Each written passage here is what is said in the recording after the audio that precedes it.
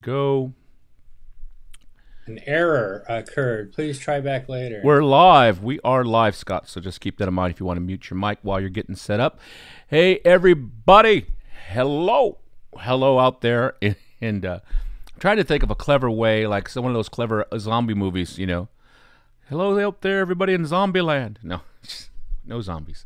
Anyway, this is Ed Diaz here, and joining me in a second, Scott's just getting the link set up on YouTube so you can watch the comments as well. And oh, look, Enzo says he has his XM ready. Awesome. Good to see you on here, Enzo. That's awesome. Already ready. And oh, let me switch to the OBS over here so you guys can see main scene. Awesome. And this, all right, boom. We are set. So, welcome to the 14th episode of Synth Talk. How cool is that? Yay! Golf clap. That's pretty cool to Scott and myself that you guys have stuck with us for this long. And I think we have the audio. I might be coming a little bit hot. Let me turn it down a tiny bit. Test, test, test, test, test, test. Yeah, it's probably a little bit better, and I'll probably have to bring Scott and the XM Scott up a little bit when he comes on so I can test his vocal. But anyway, yeah, this is the 14th episode. Thank you for everybody that's been watching and participating, especially. Love that. At this point in the show, this is the time when I tell you guys to go ahead and get whatever beverage you want to get. I'm drinking some water from where I went to college, you know, and got that. Got my water ready. I already had my little brownie, my little keto brownie, which I have before each show. Keto, sponsored by Keto Fudge Brides. No, it's not really, but it would be cool though. Anyway, this is the time. This is the time where you guys go get what you need, get set up. I see people coming in on the chat, and let's see. We got it going. And I see Scott's already. Scott, I can hear you, but can I put you on screen? Let me know when you're ready. Yes. Yes, Scott is ready. So let's put Scott Berry on screen. Hold on, let me do it this way because we'll put Scott, and then I'll be on here. Look, and what I did for Scott, look, watch this. Scott Berry has his own YouTube logo. No, so you guys make sure while you're doing this, go to Scott Berry's page, give him a like, subscribe to his page because he's going to be putting up more videos on him performing. Great performer, a good guy. So go do there, and that'd be good. Thank you. Checks in the mail. Checks in the mail. And let's see who else. Let's go ahead and say hi to everybody. And let me see. Enzo said he has his XM ready. Great. And awesome. Alfred, I like that. The power of synth compels you. The power of synth that. Hey, we should put that on a T-shirt. The power of synth compels you, and we'll cut in Alfred on that. Send him a T-shirt. Let's see. Harvix 101 says hi, and Scott. Hello, how are you? And let's see. Your volume sounds much better today. You know, I learned something on my MacBook, and I have a MacBook. It's a 2018. The USB-Cs. There's 4 USB-Cs on it. The USB-Cs in the back, like nearest to the back, are hotter than the ones in the front. So they might be powered. I don't know why that is, but I kind of figured out yesterday. It's like, what is going on? So I'm making it a point to put that back there. So we make sure it's nice and hot signal. Let's see here. Yeah, we're always trying to improve or do something. If you guys notice something or have suggestions, please. Yeah. Hey, Robin, glad that you're here. That's hey, totally Robin. cool. Oh, DJ Granzana, hi from Warsaw. That's Poland, right? Stay safe. Absolutely. You stay safe as well. We love all this. I love seeing all the synth people from different parts of the world. I know we have people from Africa, from South Africa. We have people from the different parts of Europe and the UK. Of course, I've seen some from Brazil, from Australia. So it's always nice to see that. Let's see. So love all of that. And I want you guys to see. Oh, see, it looks like there's a little bit of bandwidth issues, and I'm not sure why on there. Let me cut off, make sure I have nothing else going on here. Yeah, it's just that. But, you know, that kind of stuff does happen from time to time. So, it's real great to see all of you on here. I love that. I want everybody to still be safe. Today, our main focus is going to be the Jupiter-Xm. So, we're going to be doing the Super XM. And Let's see. It says your YouTube is not receiving enough video to maintain a smooth stream. Viewers will experience. Okay, so it looks like there might be some weird little lagging with YouTube right now. Maybe everybody's starting to stream now. I don't know what's going on. So hopefully it looks good to you, and that'll be good. Yeah, let's see. Mark Tronic just said, Scott, studio is being built, I see. Also, Scott gets to sit down. Sit down for a change. Yeah, I actually adjusted mine so I can sit down too a little bit better. Hey, Scott, can we tell everybody about what's going on in your studio right now? I'm going to put you all on the screen. So tell everybody what's going on at your studio right now. What are all this mess in the background? What's going on? It's a huge mess right now. I kind of had to gut the room out. I usually had it set up for me rehearsing on my own, and then I had keyboards all over the place, some different stands and things depending on what I was learning or going through or helping with product support or anything like that. So because now we're in a interesting time, there's one that kind of forced it to happen was to set up so I could be more set up for doing videos too, so that Ed and I can work together and be able to get more content out to all of you with the tutorial videos and things like that. But now also for streaming, I've got a streamer here. I've got the VR1 HD. Hey, show that to them, Scott, if you can. Show them what the VR1 HD looks like if it's within reach. Yeah. So this is the VR1 HD. You can see it. So you've got different scenes. I've got different levels for mics and keyboard stuff. On the side here, you've got all your inputs. So mic, RCA, headphone out, phantom power. And then on the very, very back, you can do 3 cameras in there, monitor out, USB to the computer. This thing is going to be a great perfect little thing to be able to do this and add into Ed's content. So we can be doing these synth talks, and then it can be switched over to me, and I've got several camera views that you can see of, overhead shots of the keyboard or whatever we're doing, and then back to Ed. So I think it's going to get even cooler very, very quickly. But I've got some lighting showing up today. I've got a backdrop showing up today. I got a lot of little parts that I still needed, like clamps and things like camera mounts. But yeah, I had to gut everything, move my desk into the corner, put another keyboard off to the side, and then set up here. And I'll try and show you, and please pardon the mess.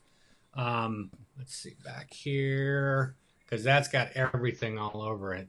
But up in here, you can see that I've got a stand set up and ready for cameras. I've kind of got one camera sitting up there. I've got the Jupiter-Xm sitting there for now. And luggage, obviously, in the hallway, probably because my wife is packing me to leave. But, it's all good. But it's kind of the process. And it's been tough and totally understandable with FedEx, UPS, and Amazon, because this stuff is non-essential. So a lot of the stuff has been out for a while, shipping and things like that, which is totally fine, totally cool.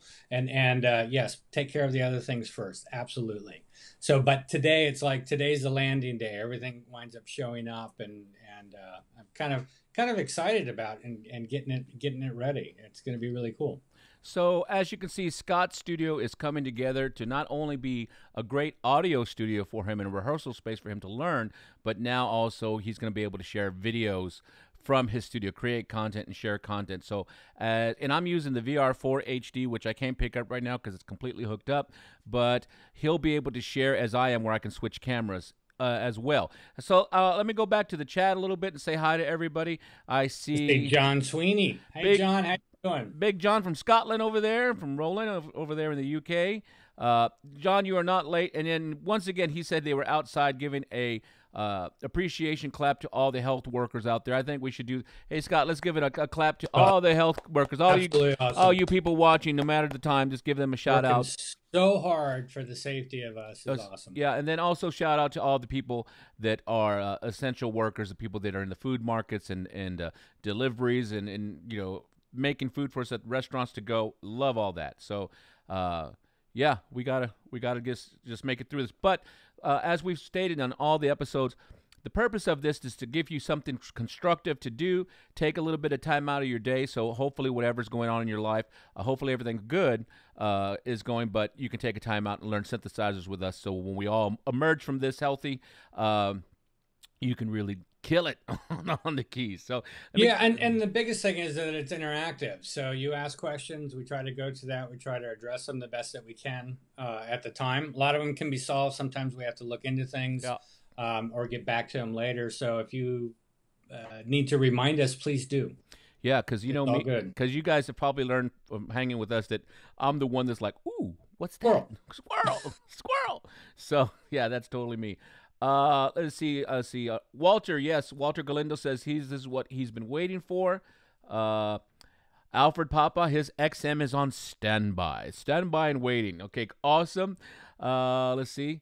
Anthony, thanks. It's great having you here. Thank you for watching all of our videos, the demos and stuff that we do for Roland, and we love it.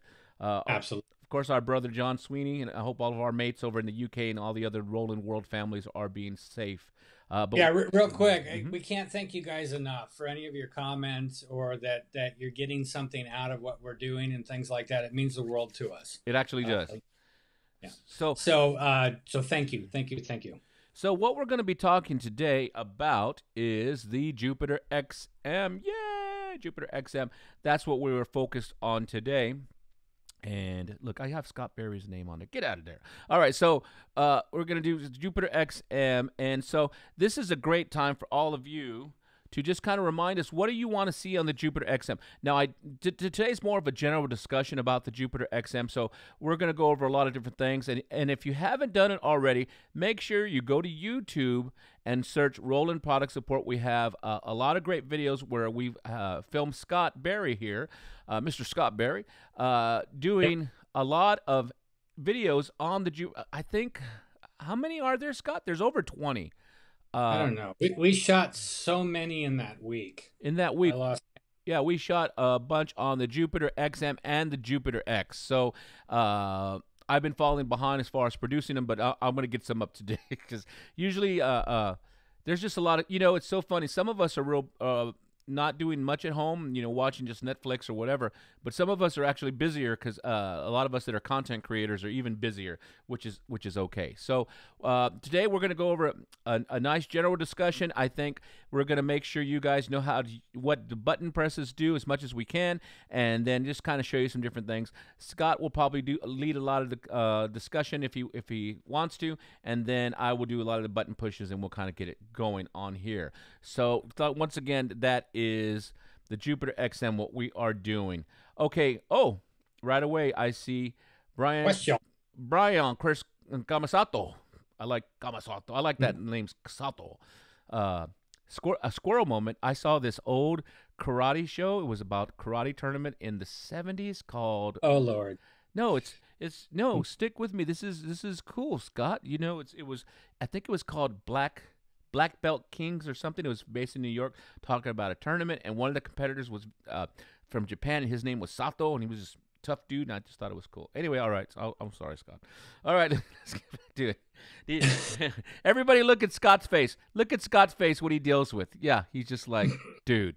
All right, so we'll talk about that, and let's see. So, yes, that's still Brian. What's like that?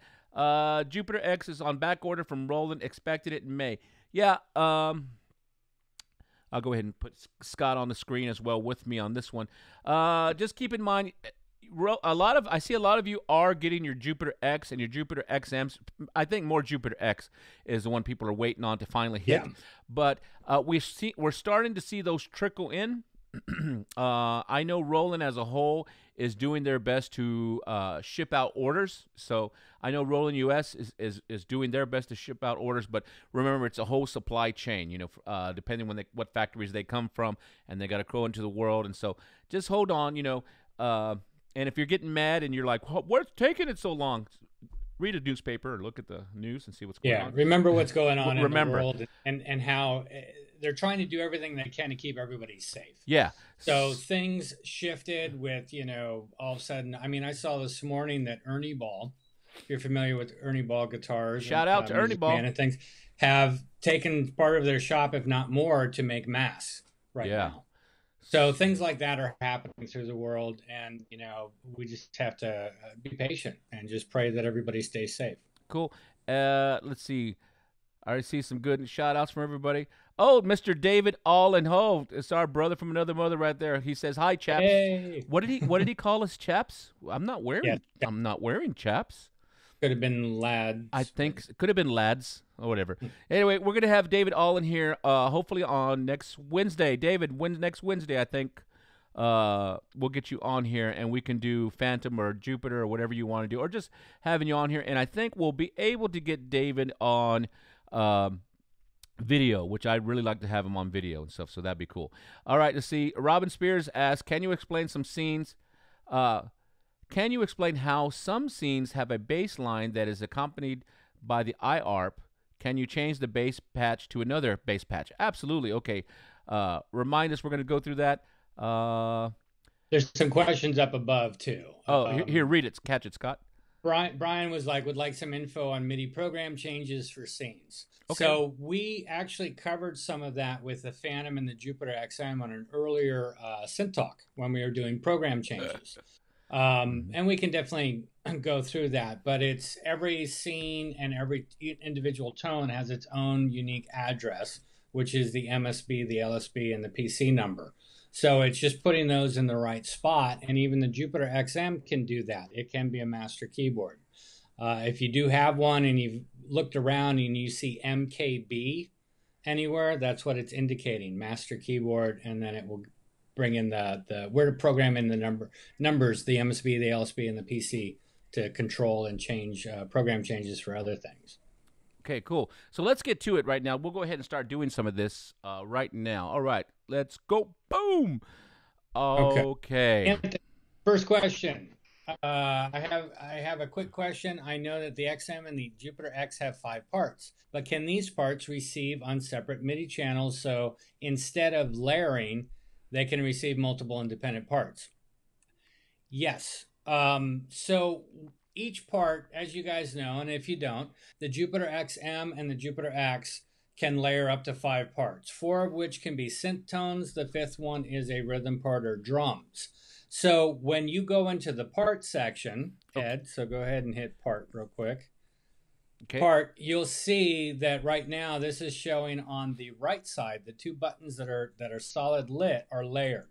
And you can go over and light up the other 3 if you wanted to, and that would be all 4 zones plus the drums layered. So right now, when they're all lit like that, they're all being played from the keyboard itself. If they're unlit, they're still live. And by default, each part is its own MIDI channel. So part 1 is MIDI channel 1, part 2 is MIDI channel 2, part 3 is 3, so on and so forth. Now, these can be changed now as of version 1.20. You can actually independently change those. But even if they're unlit and it's MIDI to something else, another keyboard or whatever, and that keyboard is on that specific MIDI channel, let's say MIDI channel 4, it will play part 4. So I hope that kind of helps or answered that question. It can definitely do that. Yeah. So before we get too deep in here, for those of you that are maybe new to this, I wanted to go ahead and make sure we see that we're going to use, this is the menu button. We'll be using this one a lot. We'll be using the shift button a lot, the scene and the function. So that's the first thing. Whenever I look at a new keyboard, I always try and find out where are the main buttons I'm probably going to use. Okay, so and go ahead and say if there's anything you see, Scott. But for me, menu. Yeah, I mean the thing is the shift button in so many of our products right there is the magic button. Yep. So I always hit shift and start turning things or moving things or whatever to see what happens. Yep. Go ahead. So menu, shift, scene, function, enter, and exit, and then your cursors here. So that's, for me, that's a lot of it there. Now, I think one of the guys, Brian, I believe, asked about, did you answer his question, Scott, about the external MIDI control? I think so. I think that was part of it. Okay, I have to go back.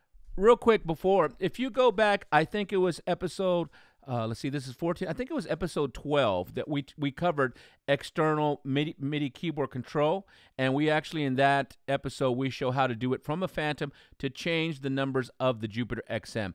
And let me see if I can do this real quick. Hopefully I don't lose the broadcast. I'm just switching to a alternate here. But if you were to go into, and I'm going to share this with you in a second as soon as I pull it up right here. Let me see here. I'm just pulling this out for you guys so you can see it. Okay, there's Scott. I don't want Scott. Sorry, Scott. Okay. No, sorry, my cat was doing something weird, so it was a very, very noisy sound. It's all good. So I'm going to show you guys if the numbers you seek for all that kind of external MIDI stuff are going to be on the Roland pages. So go to roland.com and it'll find you globally. And for the Jupiter-Xm, as we're talking about the Jupiter-Xm, especially if you guys just got it, you want to go to this page, Jupiter-Xm in synthesizers area, and we want to make sure, and you know, you can read all that stuff. That's always just nice to read. That's cool. But if you go into downloads and support, this is going to be great for you. So this is especially all of you that just got this. Make sure your Jupiter has already been updated to version 1.20. I guess we should probably show you where that is. So on here, I'm going to go inside the Jupiter here, and I'm going to go into menu, and I'm going to use these two knobs. And if I go into system right here, I'm going to go enter into system, and I am going to scroll down, probably near the bottom. Usually it's at the very bottom, or I could be wrong. Let's see here. Where is it, Scott? Let's see. Maybe it is scoot over. Oh, what are you looking for? I'm looking to see the main where it tells what OS it's on. Oh, it's yeah. You're gonna go into menu. It's gonna be system or utility. Will you stop, please? Gonna put that cat in the video. Oh yeah. So I'm looking. So it's gonna be. And you guys let me know, can you see the screen okay? Because I have another camera standing by, and I didn't have it focused on the screen. So if you need me to kind of zoom in, I can make some adjustments. I don't see where it says system. David Allen, shout out if you can too. In the system. Usually it's in the system area. No. It is in utility. So if you go menu and just go down, you'll see information. Let's do it again together. So menu. And on this one, it's actually in utility. Usually it's in system. I'm at enter. And if we go down, here we go. It's going to be, am I seeing it? Let me see. Where is it? Where's it at? I'm missing it. Okay, so menu. Yep. And then cursor down until you see information. It's going to be underneath system. Oh, there it is. Duh, right there. Information. Press enter, and this keyboard is updated to version 1.20. Let me know if you can see the screen. I'm gonna look at the chat and see if you guys get in there. Okay. Doesn't look like. All right, cool. So that's first thing. So check your Jupiter, and I'll do it again since we were just having a little bit of issues with that. Menu. Go ahead and go down to the bottom. It says information. Press enter. And you should be on version 1.20. If you're not on version 1.20, make sure you go to the website and you download version 1.20 and you just download it and follow the instructions. There's going to be instructions here, what you would need to update, and it'll just take you right through it. So you can get your Jupiter-Xm updated to the current operating system, which is 1.20. Going back real quick. Another one that you're going to need for a lot of you, this is going to help a lot, is we're going to go into the support area. And you know, the reason I'm telling you guys this, besides it being true, is this is what we do. You know, I think Scott will agree. A lot of times when we're learning, we actually go to this area too. And usually I always download the owner's manual. I download the reference manual, the parameter guide, and anything that I can. I download everything that I can.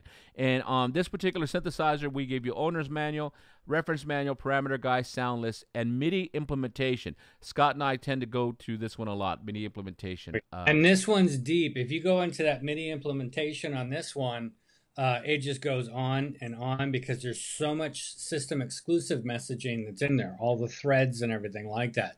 But you start to get an idea how deep this thing actually is. So I went ahead and opened up 2 tabs, one for the sound list, and this is going to give you, you guys that were asking about external MIDI control, this is going to give you the numbers you're going to want, okay? So, which are MSB, LSB, and program change numbers, okay? And that's for the individual tones, I believe, that's in there. As far as the scenes go, that's in the MIDI implementation sheet on the first page. Yeah, of where to find those numbers. So this one is just going to be for the tones, and we'll open up the MIDI implementation just so you guys can see. But right here, if you wanted, like, I guess it was Brian that was asking, or any of you guys are asking, if I wanted to open up any of these sounds, I need these numbers that are to the right. These MSB, LSB, and program change number. These are the numbers you will need to have whatever master controller keyboard open up those particular MIDI channels and change those sounds. This is just how it is. You'll see me refer to these numbers a lot, especially when we're doing external keyboard control. So each one has its own number, and once you start looking in, the list is deep, gentlemen and ladies. The list is deep, so you can go in here and pretty much change any tone in here by using these numbers. Easy way to remember this, these 3 right here: MSB, most significant bit; LSB, least significant bit; program change. Okay, that's nerd talk.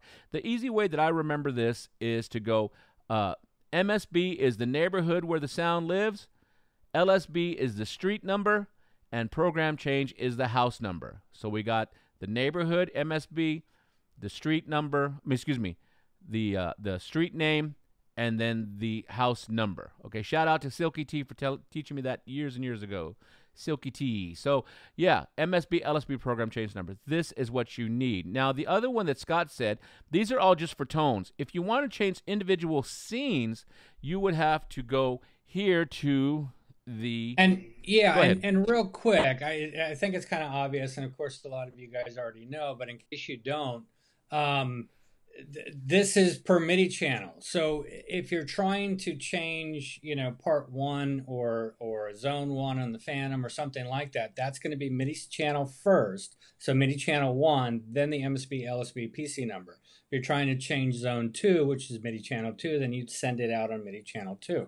Should make sense, but usually in most cases of like scenes for the Phantom or scenes for the Jupiter-Xm or anything like that, it has a specific MIDI control number, and in most cases it defaults to 16. So if you wanted to change scenes, you'd want to make sure you're sending that out on MIDI channel 16.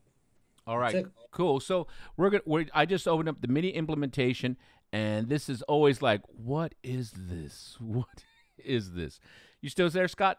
Cool. Okay. Yeah, but my feed, I just have your computer screen blurred on pause. So. Oh, that's fine. That's fine. Okay, so if we look at the top, you kind of see a bit of it right there. So if we go down a little bit, here you go. Let me make this a little bit bigger so you can see a little bit better. You can see the scenes correspond to each bank selects as follows. So here are the numbers for the scenes. Check this out. These are the numbers for the scene. 85 MSB, and then 000 to 001, and then the user programs there. So this covers all the scenes. That's pretty cool. 256 scenes. So this is how you can access those, and those are usually on MIDI channel 16. Just keep that in mind. And then you see a little cheat sheet here. I love this cheat sheet where I just showed you all the individual tones. Here's a cheat sheet which tells you all the user tones. Here's where they are. All the Jupiter-X initial, there's where they are, and so on and so forth. So you can actually go ahead and screenshot that or write that down or type it out. If you're into this stuff, it's all right there. This is the magic. It takes you a little bit of time to understand it, but once you understand it, it is a game changer. Okay, so this is that, and that is from the Jupiter-Xm. And look, Scott, what does it say? Will this work for the Jupiter-X? Yeah. Yep. So if you have a Jupiter-X, this is also, download this if you want to get down crazy with your MIDI. This is the exact same for the Jupiter-X and XM. And I just wanted to show that to you guys I also wanted to shout out to John Sweeney. He's pulling up the old ways of doing things, which was CC numbers. So Oh the yeah. MSB was CC0, the LSB was CC32, and then the program change number. So on older products, like possibly like the XPs or some of the earlier controllers like the AX1 and things like that, that's how you would do the program changes. They had to be done through CC, control change. Absolutely. So we are going to go back over here. I'll read it. Let's see. Let's see. Where's that? Blah, blah, blah. You know, I'm looking at this chat. I got to just say this. I'm looking at this chat, Scott, and the community, sense of community in here is really awesome. You know, I see everybody saying hi to everybody and wishing everybody well. I think that is awesome. Let's see. Okay. Oh, Enzo said we should have pulled that sheet up when we were doing the session on controlling the Arpeggiator with Phantom. Well, you know, we did. I think we did at one point. We did, or we might have, but I think the thing is when we're doing all that kind of stuff, Scott was like my angel in the backfield, like, hey Ed, here are the numbers, so I could program it. But now you know these are the numbers, so just go ahead and grab them. And the cool thing is, 99.9% of the keyboards out there have that information in there. If they have MIDI, they probably have that information. So you could do that with any of the things, any of the synthesizers out there. All right, cool. I just said a sense of community, and I see some of you knuckleheads are having some trash talk, being silly, which I love because that's something that us keyboard guys do. All right, cool. So let's go back into the talk of this rather than being knuckleheads to each other, which is I love it because I'm definitely one. Okay, cool.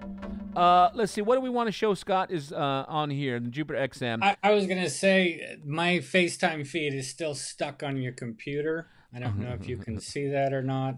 Stuck on you. I might be frozen. No, you're there. I see you. You look great. Yeah, but it's like the view that I'm getting, where I usually get the real time end of what you're seeing, is stuck on your computer. Too bad. Yeah. Yes, no, but I'm getting you. I just switched it to you. I'm getting you. You look great, darling. Great.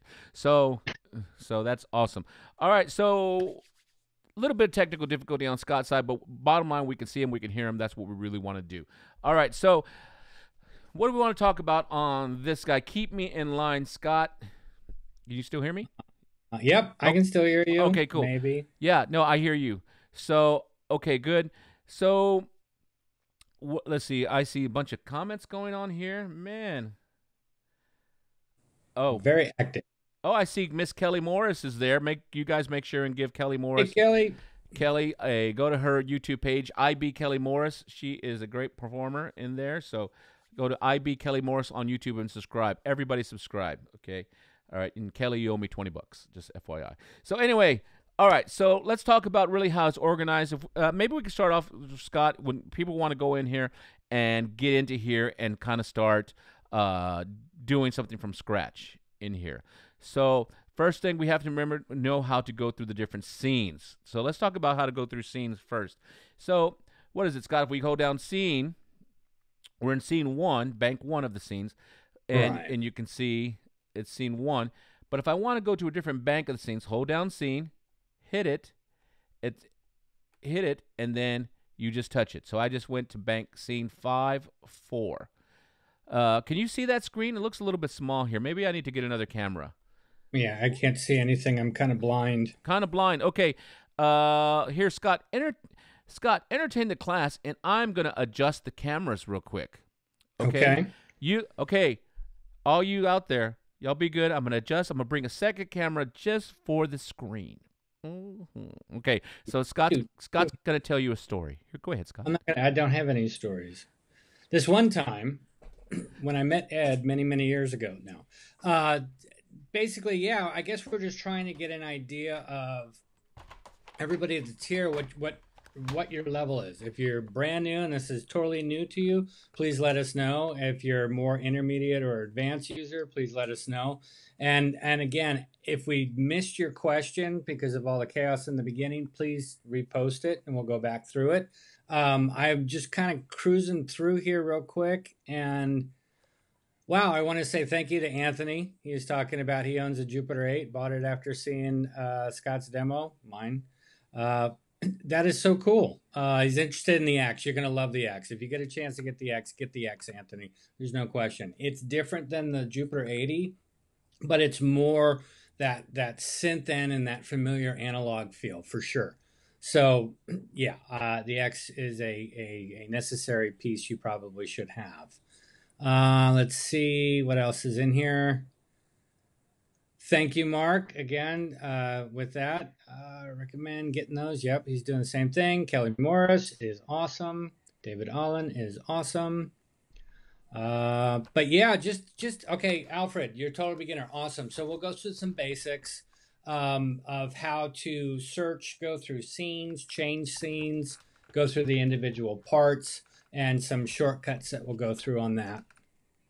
I'm trying to think of what else. How we doing, Ed? We're almost there. You guys can see me adjusting. Yeah. So. Hearing a weird feedback. All right, almost there. I think we're good.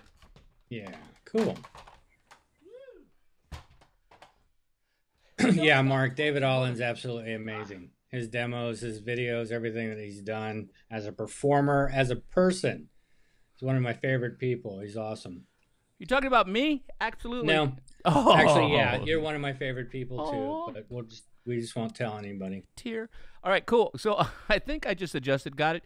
You should be able to see it better now, and the screen, and then there's the overhead shot right there. Awesome. Okay, cool. All right, so Walter's asking, what does a $1,000 difference between the XM and the X get? It's a lot of it's size, but it's also the key bed. You got 61 keys, full-size keys with aftertouch in them. There's more separate controls, even though you have the same controls on the XM. A lot of the knobs double as different things, whereas in the X, they're independent of each other. The X is just wonderful to play. I mean, there's no question about it. I mean, I love the XM, but the X definitely surpasses that. And the 61 keys reminded me of, like, you know, when I had my Jupiter 6 or some of the other boards. It's just, I don't know. There's just something about the X that is definitely worth the extra money. Yeah, so, okay, so I have this set. Let me just make sure we got it good. Let's see, I go ahead and do a split. Almost. Yeah, that's kind of, well, I'll maybe do a different split. Well, I'll adjust that later. All right, so as I was saying, if you wanted to, and I'll go ahead and do it this way. Let's go ahead and show the screen, and maybe I'll put this. All right, great. So put my phone down. Okay, so if I wanted to go ahead and switch banks, I would go ahead and hold down the scene button, and it's flashing what bank I'm currently in. And then so I'll go ahead and say bank 7, and then touch any of the scenes in there, 1 through 16 being my choices in there, and that's how I change. Well, let's do it again. Press and hold scene, and then that's the scene bank, and then I just choose which one. So now I'm in scene 3, 9. Now, if you guys watch from the video, Scott liked going through an initialize scene, which I totally love, and that's totally cool. And yeah, and explain why. Okay, explain why. Well, that first scene, if we were to go to banks to bank 1, scene 1, there's a lot of stuff going on right away. And then one thing that we noticed, if we wanted to go in there and bring up a different model bank in here, and here's Jupiter and Juno, and you can see them. Sometimes there would be stuff already programmed in that scene that we couldn't get rid of. I think that was it, Scott. You know, yeah, you couldn't layer. You couldn't figure out how to layer or split or something like that because there's a parameter that's already written into that scene. Yeah. So the easiest way to get around that was to just go ahead and go scene and then 16. So hit the 16 button, scene, 16, and 16. 1 if you wanted to, or 16. Pretty much everything in bank 16 is an initialized scene, so you can go ahead and use that as your starting point. That's pretty cool. And that's why we just go to it. It's easy, you know. 16 has nothing in it. I mean, I don't think there's any scenes past like bank 6 or something, but 16's easy. Boom, chip 16, pick one, and you know you're in a blank slate and you can start fresh. Yeah, so that was cool. So that's where we'll start here. So this is great for all of you that are new to the Jupiter-Xm. And then also Jupiter X, similar thing, same thing. But the menu buttons and I believe and all that are on this side, if I remember correctly, on that one. So a little bit different as far as in the top of the unit, but pretty much the same thing. And we'll go over that again. So let's see. Just real quick, we have an initialize scene. We want to go ahead and put whatever model bank. So I have my initialize scene. So I guess I would push model bank right here, and then I would choose if I wanted to do the SH, I would hit SH, and so now the SH model bank is on part 1, okay? Just so you know, make sure that's all good. So it's on part 1, and so we have that. Get out of there. So now that it's in that one, I can actually go ahead and start changing the different tones within that model bank. Okay, so that's it. If I wanted to put another model bank on a different part, I would go ahead and go to, let's say, part, and I'm going to turn on part 2. I'm going to turn off part 1 just so I can hear, and this is the one I'm editing. Okay, kind of going old school. And Scott, what was it in this update? Now you can go ahead and you can hold shift and what was that? Watch what happens, everybody. Now if I hold down shift, say I was doing something, I had these 3 parts on. Okay, let's say I have these 3 parts on and I want to just focus on part 2. If I hold down shift and I hit part 2, watch what happens. These are on. This is the one that I'm currently editing. If I hold down shift and hit part 2, now it's only has on part 2. So you can focus. Right, Scott? So, yeah, and what's cool about this is that you've got the select or the edit button. So the select button that you want to do, and then you've got the part on and off. And when you were moving quick with it or anything like that, you'd be like, oh, I just want to adjust that one part with the cutoff filter or tack or something like that. And then you're like, oh, it's not happening. Oh, I'm on the wrong part. So when you hold shift and hit the part select, it also turns off the other parts, only turns on the part that you're editing and is in the correct one. It's just a lifesaver. Yeah, especially like Scott says when you're editing. So just hold down shift and then the part. Okay, so that being said, part 1, we put that SH. Let's go ahead and say I want to put something in part 2. So I could do it the old school way and turn on, turn off part 1. You know, then I could select model bank and choose, or I could go shift and just touch part 2. So that could be cool. So I can grab that in there, shift and then part 2, and it turns off everybody. So now that I have that in there, I'm going to choose model bank, and we'll go to a XV sound. And now I just turned on the XV, and if we hit part, it's on part 2. Part 2 select, part 2 on. If I like it, turn on part 1.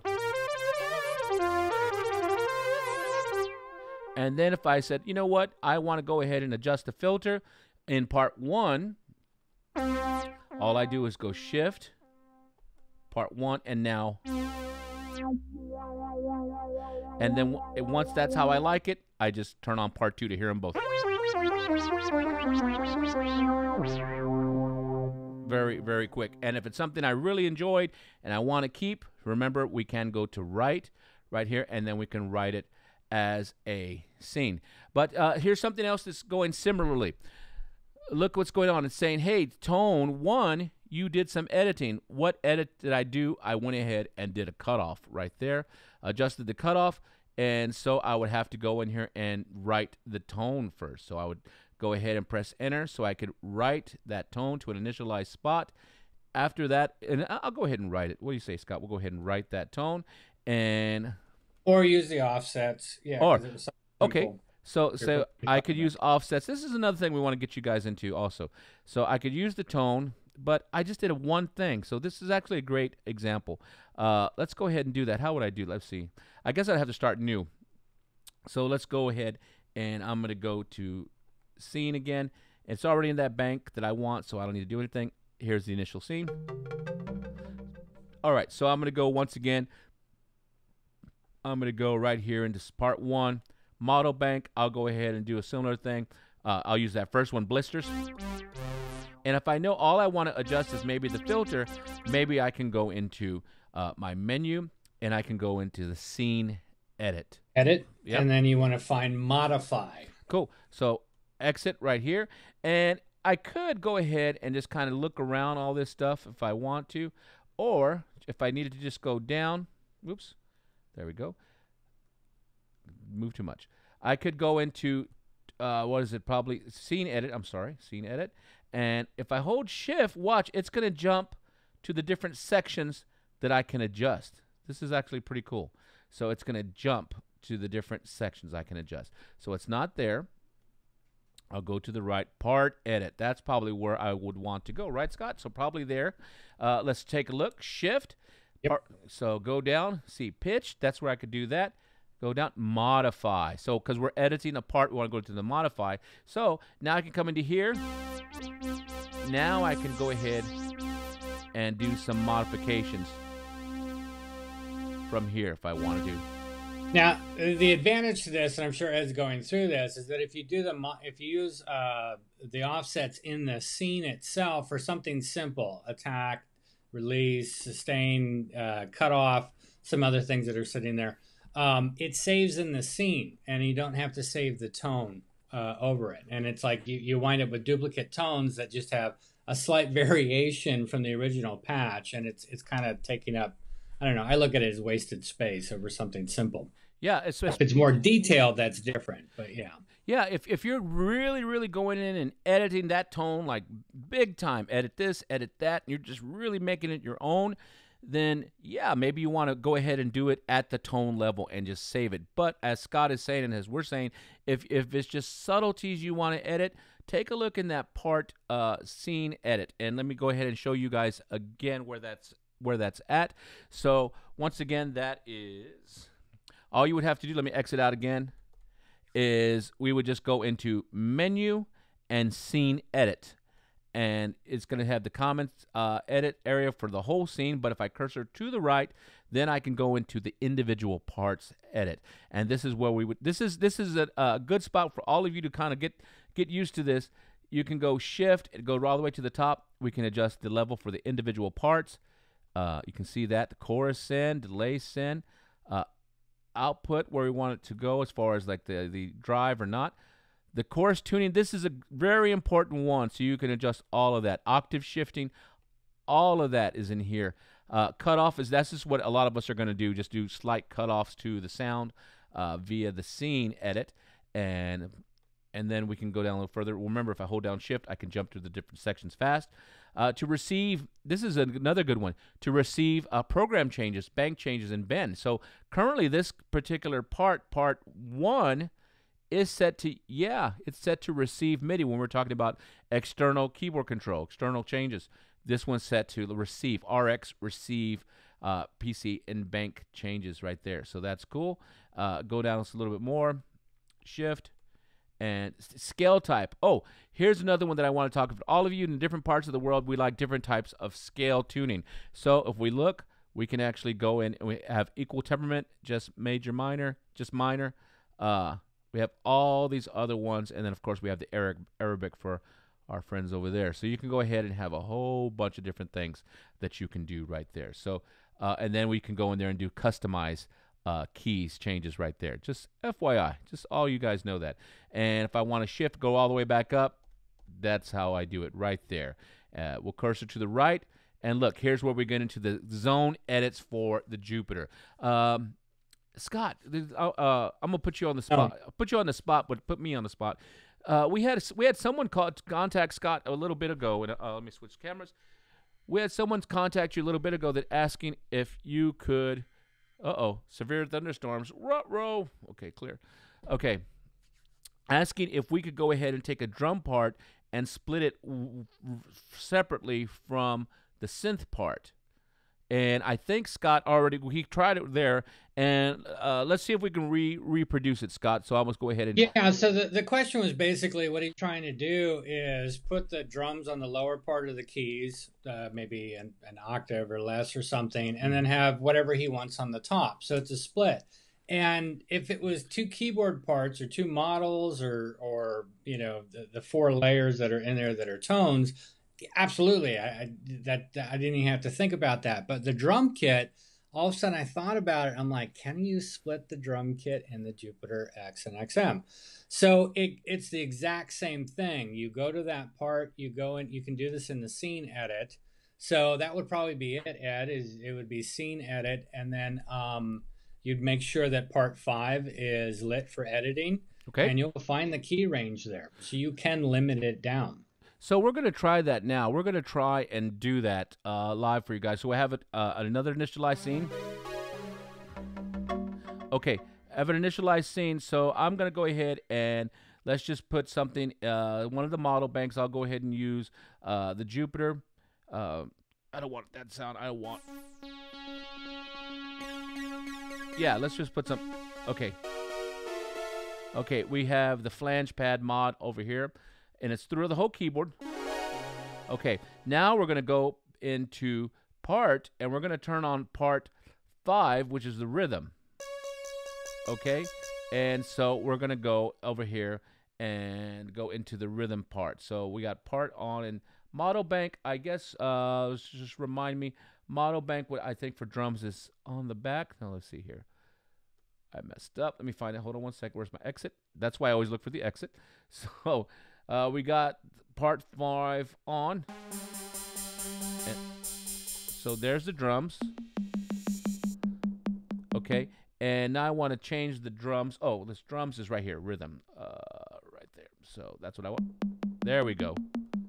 So I turn on that part, and here's my drums. All the part is on. So I'm going to go in here and just kind of look around. And we can chase. And looks because of the way the keyboard is octave shifted, I'm not getting that bass drum, and I'm sure that person would probably want that, Scott. So I think now I'm going to go into here. That's fine. Oh, here we go. Yeah, that's fine. I'll leave it on Hip Hop Kit. I'm going to go menu again, like we were just saying, and I'm going to go into scene edit, and I'm going to go probably over to part edit and hold my shift and go down. And I'm going to adjust the tuning on this one. What do you think, Scott? Maybe octave shift it until I get until I get that bass drum down here. So let's go ahead and down 1 octave. So this is negative 12. Oh, I'm sorry. I went too far. So let's go. Yeah. Slow down. Slow down. All right, cool. So down 1 octave.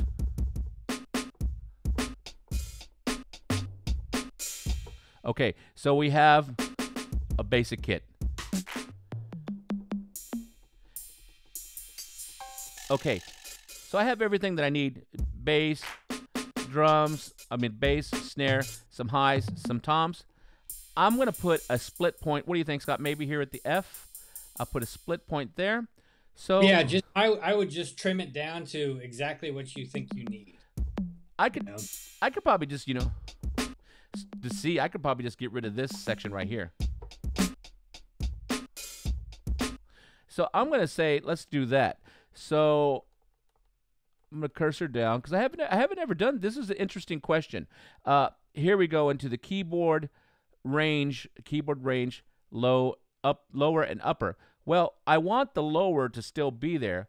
I want to adjust the upper. So let's go ahead and see. All I did was hold down shift and look.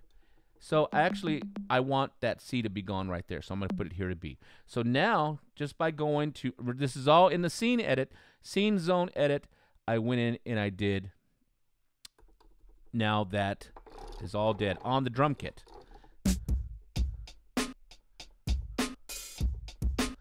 Cool, right? That's pretty cool. All right, so let me exit that right now one time. And now I'm going to go and turn on part 1. And I'm going to turn off, I don't want to hear the rhythm. I'm going to just want to hear 1. And I'm going to do a similar thing. So once again, Menu, Scene Edit. And on this one, I probably will have to adjust the octave down. So let's go Shift so we can go fast and adjust that octave. Oops, I think I passed it. Here we go. There we go, pitch. So I'm going to go down. And this is going to be my new start point. Yeah, that's probably good right there. And then I'm going to cursor to the right, and I'm going to adjust, instead of keyboard upper, I'm going to adjust keyboard lower. So I want this to be where that note sounds. So now it's not sounding on the lower, right? So now if I turn on part 1 and part 5, which is rhythm, so wait.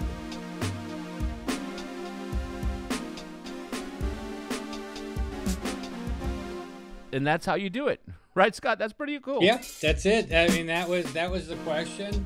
But yeah, I can definitely done. So maybe you just want a certain part of a drum kit, a cymbal or something like that, because you can octave shift and tune everything down. Then you could put that on a specific key if you wanted to, and just tighten it up. So that might become useful for that. Or if you want to jam, kind of like what Ed was just doing. You can definitely do that. Yeah, and so and then if we wanted to hear, if I wanted to save that, I would actually go into Write. And notice I didn't actually edit any parts individually. I would just save it as a scene. Everything's written into there, so that's pretty cool. Scott, I'm gonna put you on camera for a second, so let's go ahead and talk a little bit about some of the chat I see coming up, because that was actually when Scott asked me that question before we got on with this, and I was like, I don't know if you can do that. I've never tried that. You know, so. And it's because of the drum kits. As we went through all the drum kits in the Phantom yesterday, each instrument has its own settings, parameters, and everything else. So a bass drum can have a different filter, a different parameter adjustments, whereas, you know, a synth tone is whatever you adjust, cutoff, it adjusts everything. So the question was, could we split it or move it down and shift it and everything else? And it was just a quick test. Yep, there it is. There it is. Yeah, we didn't even know. Okay, I see some of this real fast. I've got one. Okay, go for question up here. Let's go for it. This is from HRVK101. He had asked me, he says, how can we jump from one scene to another without interrupting the ARP or the patterns that we wrote in the step edit? Okay, so there's a couple things here. I've done it with a pedal, which worked out real well, but both scenes, or however you're going to, however many scenes you're going to, they all have to be set for that IARP to be already engaged and on. And as long as you jump the scene and then push a key at on beat, that will start and continue on beat. So that's one way to do it, but you have to be on the money. Wait, real quick, Scott. So does that mean if I'm switching scenes, both scenes would have to share the same ARP? The same ARP settings? Not necessarily. Oh, okay. They just the both scenes have to be written so that the ARP and hold buttons are on. And would they have to be at the same tempo? Not necessarily. They could be different. Okay. But the caveat is you as the player have to hit it on time. Right. So that's really what you're doing, is you're stopping everything and restarting it, because that's how it's programmed. So that's one way to do it. Cool. There's a new thing that showed up in version 1.20 for the IARP, to where it will sync on beat or on measure or something like that. I haven't tried it yet, but my guess would be if the Jupiter-Xm or the Jupiter-X is receiving MIDI clock from another source, i.e. a DAW or a drum machine or another sequencer or something like that, that it wouldn't allow you to come in off beat. It would, however you got it programmed for beat or measure, it would be forced to wait until that measure is done before it kicks over. Yeah. So that might become very useful. And it may even work, again, I haven't experimented with it, to where if you're playing and you hit the next scene, it may not allow you to go over to the next scene until that measure's done or that beat's done. So definitely experiment with that, but that's to answer that question. Yeah. It is a little little tricky. And remember, some of it might be that you need to focus and stay on time. You need to hit at the one. So just remember that in there. See, do you have another question? I saw one. David Allen, active. You love it, David. Love it. Dude, you're a huge help, man, and an icon. He's an icon. He's a out. legend. He's in a field by himself somewhere. No, no, I love David. Let's see. Let's see that. Oh, someone just put. They were just passing by, but while I have you live, I dare to ask an off-topic subject. A question: will Roland support these units for more than one Apple or Microsoft OS generation in the drivers and editor domain? Main stage, yeah. Oh, main stage. Scott, you know this, and I know this, but tell them. Yeah. Go ahead. Okay, so for drivers and things like that, this is one thing. Yeah, it will go at least 4 or 5 or whatever. Apple's constantly changing iOS or operating systems. At least it feels like every 6 months, but it's probably closer to a year. Whereas Windows will stay on something for several years. But yeah, as long as the product is still in its lifespan, obviously updated drivers and things like that. But even after the product's been discontinued, they'll still go another three or four operating systems. It depends on the product and what's going on. But you can always use products, because keep in mind, drivers are for using audio over USB mostly. Sometimes MIDI, but MIDI sometimes is also generic, meaning it doesn't need a driver. Yep. That's all it's doing. So even if you get into a product that's 2004 or something like that, you can still use it with a separate audio MIDI interface by MIDI cable, by audio cables. It doesn't mean the product's dead or anything like that. The other thing is, if this is what you're asking, is are we going to work with other companies besides just Apple, Logic and Mainstage? Well, the reason behind that is Apple jumped right on board and said, hey, we would love to work with you, Roland. Let's make something happen. And that's why we've got Logic and Mainstage for the Phantom. We have Mainstage for the Jupiter-X and XM, is because they were very forthcoming with wanting to work with us. Yeah. Other companies, they've got other things going on or haven't been interested so far. I don't know what the reasons are. Yeah. But I know for a fact that Roland wants to work with everybody. Ableton, Studio One, all these different applications. Now, keep in mind, that's just for DAW control and things like that. In the Phantom, you can still stream 16 stereo outs through USB in any DAW.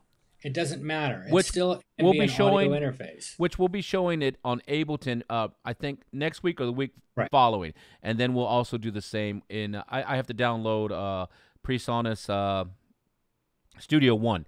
On Steinberg, I don't have access to Steinberg Cubase, but there's a slight issue there because Steinberg is Yamaha and Roland, So I don't know, but politically, if I can show that. But if I can show you with PreSonus Studio One and Ableton Live, then you just have to make the same adjustments. It's once you start getting into DAWs and you realize how it's set up, they all pretty much react very similarly. So that's something that's in there. Oh, real quick shout out to Enzo. I see you, Enzo. We are gonna move to Step Editor next, so just hold on.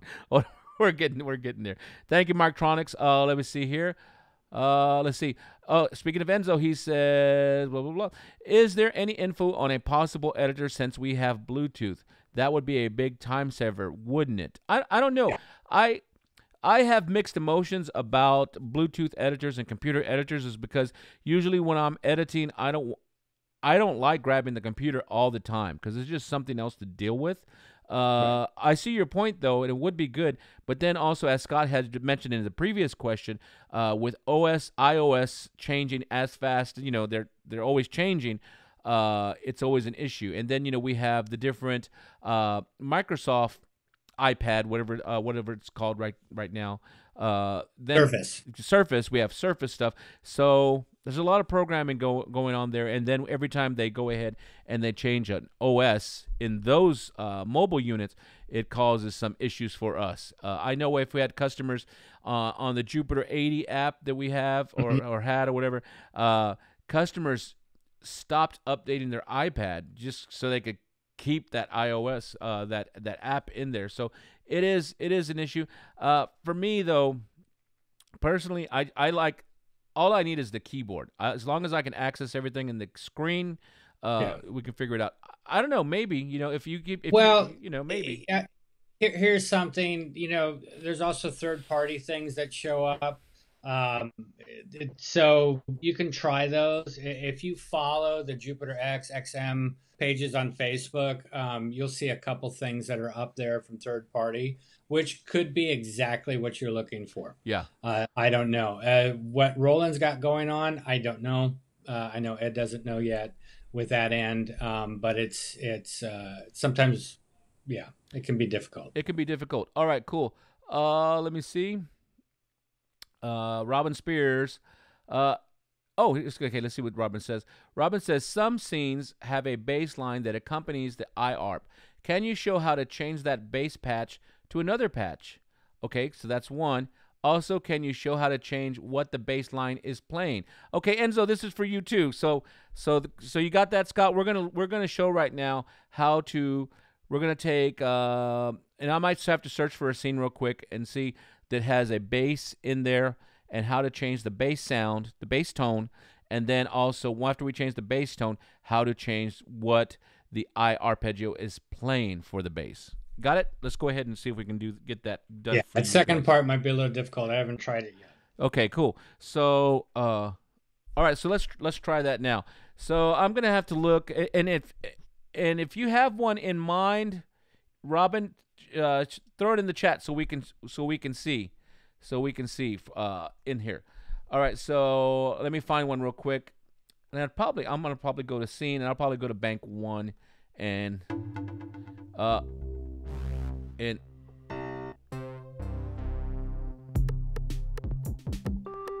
this might be good.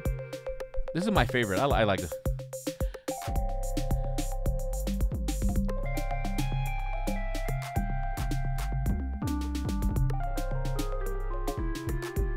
All right, I'm going to use this one, Scott. What do you think? Wait, is this playing a bass thing?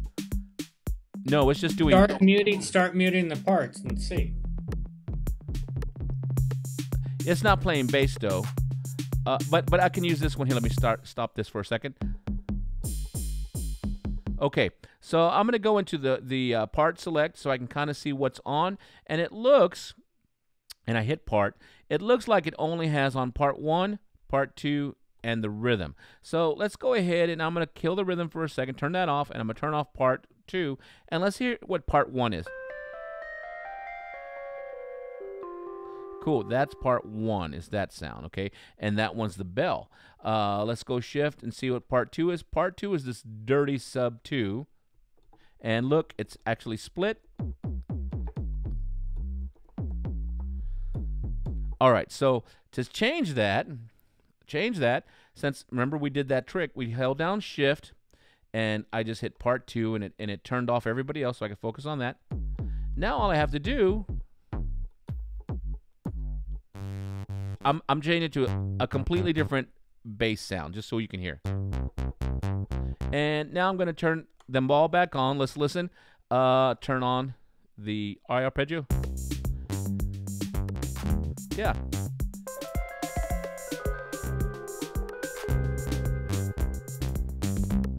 So that quickly, turn it off, arpeggio. That quickly, hold down shift, hit part 2. That quickly we went into there and we changed what that bass sound was just by going into the part. Let's say for fun, since we're here, let's go to part 1 and let's change that. Okay, so I can even go in even further. In that one, maybe I don't want that at all. Maybe I can even change the bank. So that one on the bank, it looks like it's using what Scott, probably the Zencore on there. I can say in that bank I wanted to use an RD. So let's go back to the parts. I'll turn them back on. So now I have a piano on part 1, shift, part 2. And I could go even further because I don't like the way that bass is landing. Menu. I'll go into my scene, edit. I'm going to cursor over 1 to part edit, and I'm going to adjust that octave range. And let's see if it changed my split. Nope, my split point is still exactly the same. Let me go ahead and exit one time. And so now let's make sure part 2 is on. Part 2 is on, part 1 is on, and that rhythm. Turn on iArpeggio. So it's still playing the same rhythm.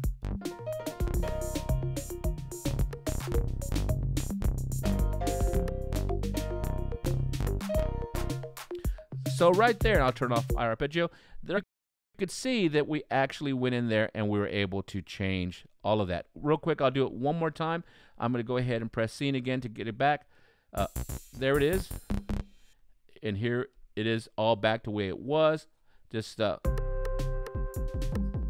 And just real quick again, all I did once again was I went into the part and I chose what I wanted to do. So Shift, turn on part 2, which happened to be the dirty sub, and it soloed or turned off everybody else, but essentially soloed part 2. So then I can go in there and I can adjust whatever I want to put in there. And then even since I have that there, I can go into model bank and even choose what model bank it is using. So I can completely change it, not only from a bass, but to any other sound in there. And then we call this getting fancy. Getting fancy, yeah. So that was cool. Now, what was help me? Let's see. Robin was asking if Jupiter Edge, so scene 111, scene 111, would that work for this? Okay, let's take a look. Scene. So I pressed. I'm making a scene. No, scene. Bank 1 and 11. Jupiter Edge. Oh, this is good. Yeah. Okay. All right, class. From what we learned so far, let's go ahead and hit part, and let's see who's on. So on the part, it looks like it's just. Was it playing drums? Yeah, we'll figure it out. Okay, cool. So. Okay, so let's do that again. Shift. I want to see who's in part 1, and it turned off everybody else. Ooh, this one might be interesting. And I'll tell you why in a second. Let me go ahead and turn off any beat or keys in there. Ooh, okay. Robin, this is an interesting one, and I'll tell you why in a second. Let me check part 2. Okay, part 2 is all synth poly key. All right, cool. Scott, do you get where I'm going with this? Why this is going to be an interesting one? No, check it. No, because again, I'm on a huge delay. Okay, here it's all good. It's all good. So here's the interesting reason why this is interesting to me. So I did Shift and I hit part 1, and this particular, if we go into here, I'm going to go this particular tone. Let's go ahead and take a look. Model bank, and where is that tone? Let's see. I am wondering if this actual tone is an actual split. That's okay. That's what I'm thinking. That this one, and let me take a peek. Yeah, this one is PA 239. I'm wondering if this is an actual split tone, not necessarily a split in the scene. Let's go ahead and CSI it. Let's go ahead and press menu. Look at the scene edit, and I am going to cursor, press enter, and I am going to cursor over to keyboard. This would be like a tone edit, right? Yeah, because kind of what we went through yesterday in the Phantom when we got deep with the waveforms is, you can change the key ranges in the partials. So what makes up that tone? So that's kind of what you're thinking, right? Yeah. So what I'm thinking, and just so everybody knows, I went into the scene edit so I can see. I'm like, does part 1, does it have a split in the keyboard switch? And that'll let me know real quick. And keyboard switch does not. The keyboard zone 1 does not have a split. So that split that you're hearing is built in natively to the tone. That's pretty okay. So that's to the tone. So it's different. Okay, you see it? There's nothing there. If I go to Yeah, there's no split in there. That's just how it is. So we would have to, on this one, we would go menu, and I would go actually into the tone edit and check out that one, that home 2. And I would start looking into here, and oh yeah, look, I would look into here and see, there it is. Look at that. There is part switch. You see the part? I think it has, you can see the split right there, range upper. So yeah, look at that. Okay, here it is. Okay, partial 1, and remember, each one of these can have, I think this one has, is it 4 partials? Yeah, this one has 4 partials. So partial 1, let's see. So partial 1 is, there is a split there. Partial 2, partial 3 goes all across the keys. Yeah, partial 3 and partial 4. That's where I'm seeing partial, just for everybody. So this one actually, and look, each partial, there's partial 3, partial 4, partial 3 and 4 are on, partial 2 is on, and that's one sound, part of the tone, and there's the other tone. All right, so here, hold on. Robin, there's 4 partials that make up that one tone is kind of what he's going through. Yeah. So and they're set up with different key ranges even on top of that. So one sound, one tone is split. Yeah. So within that scene, so you got the big scene, there was no splits and layers technically within that scene. The split and layer happens down in the tone. The tone is where that lives. And then when we go in, we look inside that tone, we see that the 4 partials that actually make up that tone, or patch for some of us old school, that the 4 partials that make up that tone, that's where the split lives. So can you change it? I think so. Let's try it. so right, Scott? I think so. Yeah, you should be able to. Yeah, you can go, but you'd be editing the tone at that point. Yeah, but we're editing. Yeah, absolutely. So we have to find the tone. So I just moved back over to let me go ahead and start. So squirrel. Cool one. this is Robin's fault. Robin, this is your fault that I saw this squirrel. Okay, so shift, and it's blah blah blah. So if I go, I'm looking at the tone common edit, and I'm trying to find where those are. Let me go ahead and move to the next one, tone edit. Okay, and we're at partial 1. So partial 1 and 2 are the culprits. So let's find where those guys are. There's the level and the chorus tuning for that one. I'm trying to find the waveform, as Scott probably knows. Let me see. EQs. I'm not finding it yet. Hold on. And let me look over one. Yeah. I'm trying to see. Term partial. And I might need to go back one to see it. I see all the envelope information. Oh, wait, here it is. Okay, cool. All right, real quick. So menu, tone edit, enter, and stop it. So tone edit. Hold on, slow down. Tone edit, and it's gonna be in the edit. Tone edit, the actual edit. And if you go down, here it is. The synth partial, PTL, synth partial. So right there is telling you what oscillator type it's using.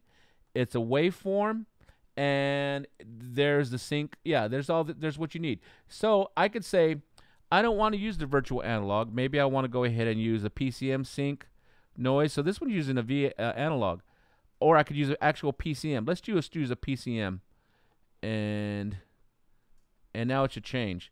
So now I should be able to turn on. Hope I didn't mess it up. I might have, but we'll see. Okay, tone oscillator type was a PCM, and there's the wave number. So this is a deep dive into really changing the tone. If you just wanted to change the bass sound, then yeah, I think we all know how to do that. Pick the part, change what you want. Yeah, so this one's actually interesting, the waveform and stuff. And this one's an interesting one. So you know what?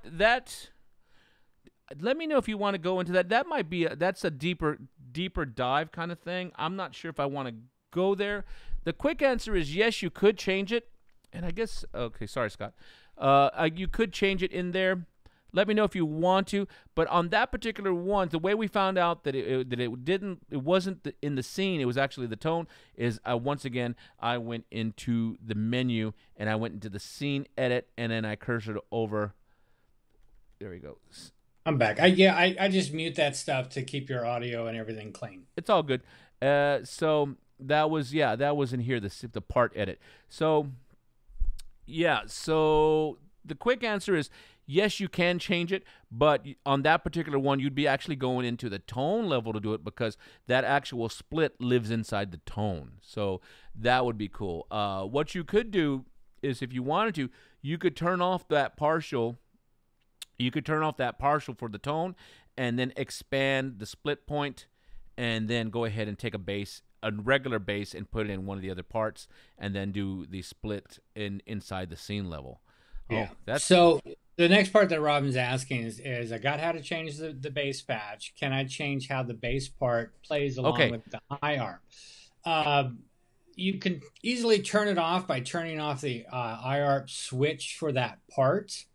But to get in there and edit, I would say go into the editing screens and there's an arpeggiator edit, I believe. I don't know how much we can change. Okay, in there. let's take a look. This is unless you guys have something else you're doing. No, let's go ahead and take a look.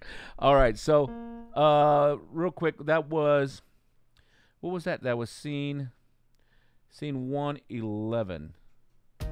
Okay, cool. So Robin wants to change what it's doing in there. So first locate the bass part, which you probably already have. Well, that bass part, it was over here. And I think it lived within here. But let me turn off the beat. Is that that's what he's wanting to go in there? So yeah, I'm thinking. Okay, so I'm gonna turn it off for a second just so we can see, and I'm turning on and off. Let me scoot this over. There you go, so you guys can get that in the screen. So on there, I guess I would probably go into menu and let's take a look at what we have here. Okay, this is what we have, and I'm trying to think on here. I'm holding down Shift and I'm giving stuff a wiggle on the arpeggio. Sometimes stuff comes up, and we want to see. Okay, Jupiter Edge. Trying to see if, because you can do it in the Jupiter-X. And I'm trying to think on this guy. Well, this is one way we could do it. Let's see. So we could do.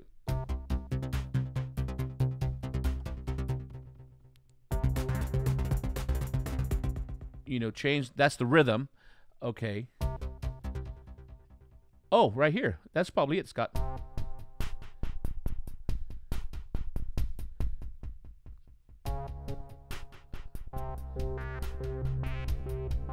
Let's see. And that one arpeggio you're hearing when I hold it down, that's actually the tone.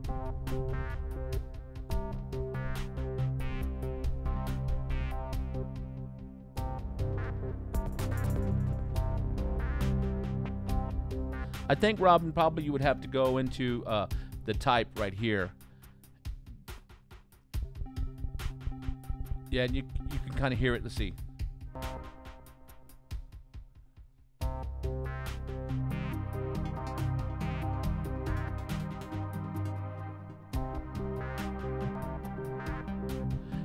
You know what I'm almost thinking, Scott? And Robin, I think I'm kind of thinking that's actually built into the tone. That is not the arpeggiator. That's actually a tone. Like a sample and hold. Yeah, like a sample and hold. That's actually in there. So that's not going to go away unless you change. But it's like, what is it? Part 4 is kind of like a definite bass sound. This thing is layered with basses. I think it's like unison bass or something like that. Oh, yes. So that's actually just one tone. So Shift, part 1. That's just one tone. And It makes me want to find it. Oh, this makes me want to find it. Hold on. Let's see if I can find you. Okay, so that's exit one time. Hold on, just darn it. Get in there.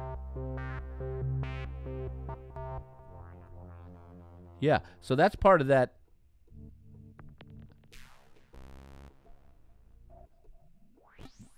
Yeah, that's part of that guy. Yeah, because you hear how some of these have their own sound. I lost it. Which one was it?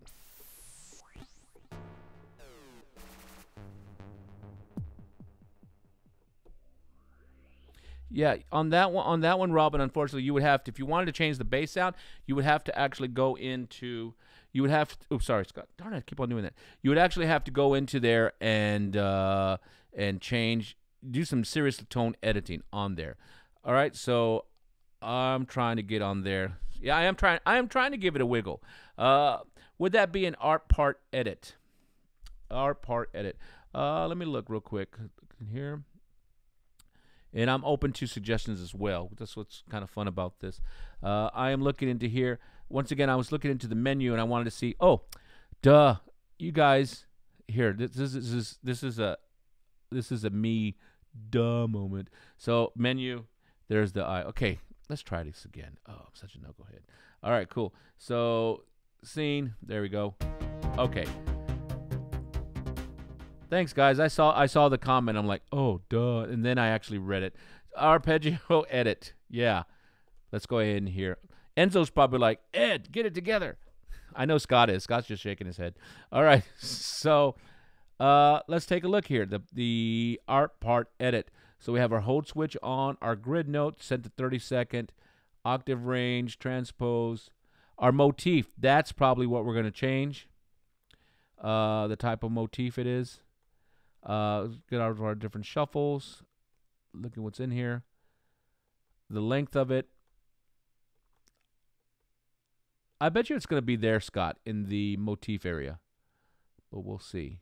We'll see. There's a key range for how much it goes. Ducking for when we play. All right, cool. I totally missed that screen, guys. I'm sorry. Let's see here. So start at the top. Here we go. Go down.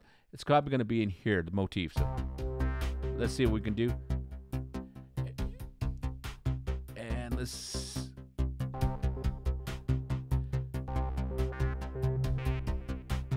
I'm trying to change it. And that one arpeggio that you're hearing in the background, that's part of the tone. So I'm trying to change what the bass is playing. Let's go ahead.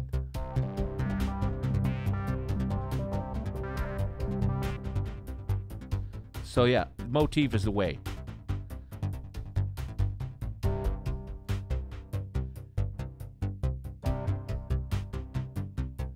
I'll do another one.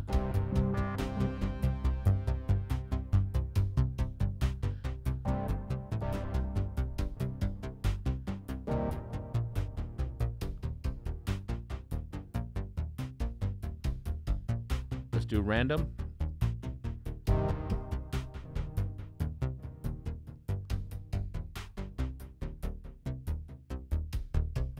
And then we could always go into the octave range and adjust how it does. So let's try. Adjust. And I'm just doing a C minor chord. Go ahead and adjust that random again. Note order. So in order that I play.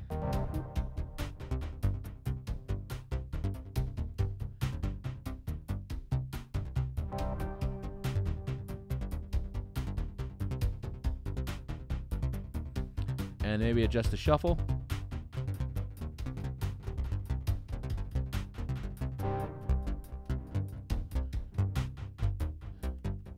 And then let's adjust the rhythm.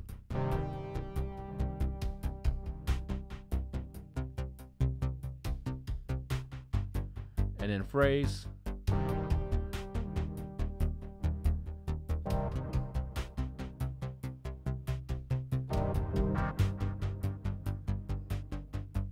that's probably what it would be there. So it would probably be here in the motif section of it. You can adjust all of that, and then you can go ahead and have the duration and shuffle rate and resolution. And yeah, that's probably what I would do it right here. Robin, that's probably the quick answer. Probably right in there. Hey, Scott, you there? I'm going to put yours backed up to you real quick. Yeah, I'm here. I was digging through there a little bit too. I was looking for some certain things like the ARPs on and off, per part, and trying to see what's doing what. Okay. I've just kind of accepted it for what it does at the moment. I haven't gone in deep trying to tweak it. I know that there are some limitations to it with the step editor. They did change some things in version 1.2 that allow you to go ahead and transpose your step edit. So if you did write in a pattern that was in C and you wanted to move it to A, you can do that on the fly. But I haven't had enough time with the new version. We've been kind of extremely busy. But that was Robin, thank you so much, because this type of stuff forces us to dig deeper, and even for us to get a little bit deeper into the product, which is awesome. Nerds. So hold on, Enzo. We're getting there. So I can't believe I totally missed the ARP edit. I was like, duh, it's right there in front of me. So yeah, that just proves take your time. So menu, and it was right there, ARP edit. All right, so oh, look at this. I haven't seen this one. Key range settings. Oh, that's a real nice one right into there. Boom. All right, cool. Let's go ahead and see. Look a little bit more. I'm going to use I'll use a different scene that has the arpeggio. Okay, not that one. Finding a different scene that has another arpeggiator. Oh, that's just cool. And welcome to wrestling. Okay.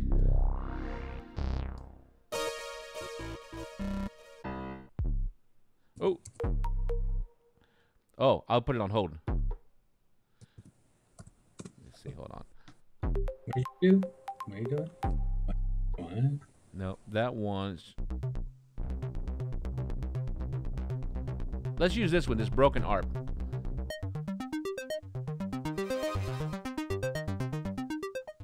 Let's take a look at this one.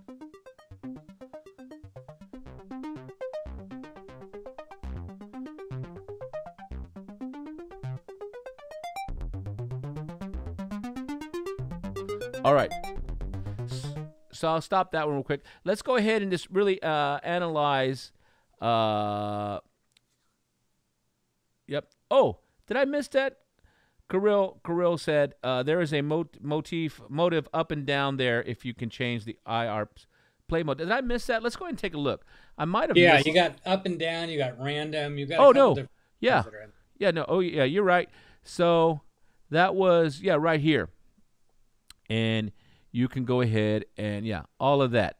So right there. So this right here for all of you guys that are getting into there, that's a real good one. Now, I know that Enzo was asking, did we have a grid editor on here? I'm trying to think. We did when we were doing this. It's in the step edit. You'd have to hit the step edit button, which is to the left of the part button. Oh. See, I'm missing stuff. Cool step edit. Thank you. Hold on. So this is actually really cool. This is Scott's not on there. Okay, so this is really cool. This is why I love doing this kind of stuff, and I love working with other keyboardists and synthesizer people, because when someone misses something, usually, hopefully, someone else will catch it, and it just makes us all stronger as a community. So that's totally cool. I hadn't pressed that button. I've just been Mr. into Phantom, so this is good. This is good learning. All right, so I'll bring this one up, and good thing. All right, let's go ahead and take a look. Enzo, this is for you, bro. All right, look, Enzo, please step edit. So, all right, cool. All right, cool. So we're going to go into step edit. Let's take a look at what the options are we have first. Time before step, just 2 times before step, 3 times. Oh, this is the copy IARP. Okay, current, initialize an IARP. So we have a lot of things here we can do. I'll leave it current. Oh, and then we can, I'm trying to push down. And, oh, like, see. Okay, here we go. Latest, so we can adjust all this with the knob. But look, it says S3. So we're going to my... So S3 is the preview right there. So we can go to initialize, which I'll do in a second. But current and S3 is the initialize, the S3 button right over here. So said nothing. It's previewing. And let's see, nothing on there. Let's see. Let's take a look. Latest S3 to preview. Very interesting. One time before.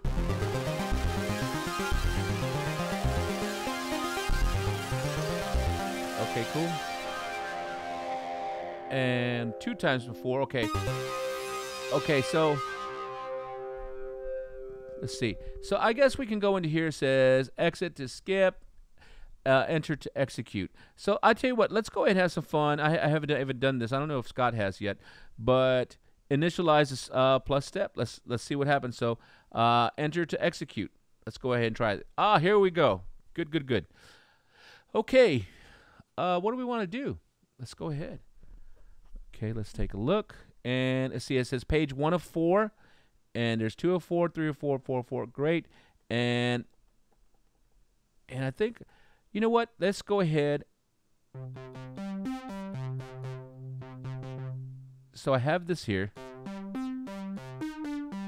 Yeah, and don't forget, I think you can use the 16 buttons underneath as like a TR rec style. Oh, okay. So let's do. Yeah, there we go. Okay. All right, let's do this again together. Woohoo! This is fun. All right. All right. Okay, so we got that guy. Great. We started here on broken ARP. Enzo, follow along with your Jupiter-Xm. Follow along. Let's do this together. So I'm going to go menu, and I'm going to cursor down to ARP edit. Go over here, and then we can see all that stuff. But if we...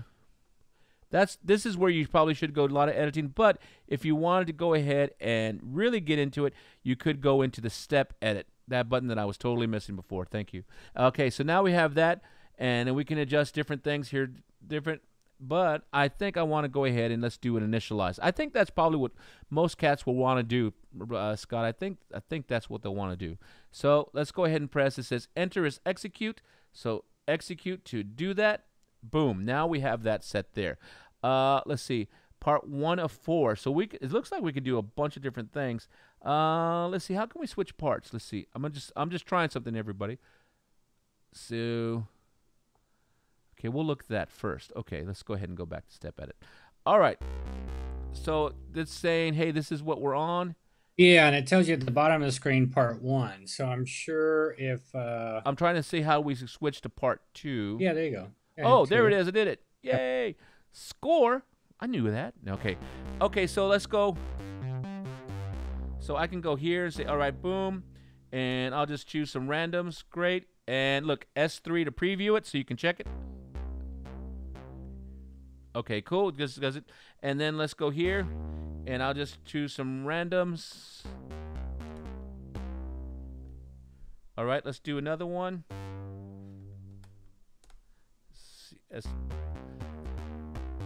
And it keeps on playing because I have S3 lit. So it's be a cool way to just kind of like, all right. And I didn't like that other one, so I'm going to turn off S3. If I hit the E flat, that's the one that I already had. So I could say, oh, I don't like that. I can move that. Let's press S3. Yeah, that's cool. Let's do one more. And then... Oh, see what happens. That's kind of cool. Right in there. So we get into the whole step edit thing. And cool. So that's page 1 of 4. I guess it's still playing. Right there. So if we wanted to go into page 2. So see what's happening here, everybody. We can come into here. And we can have 4 different pages in here.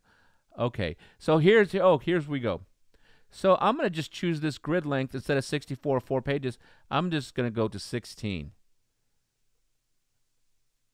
All right. All right, cool.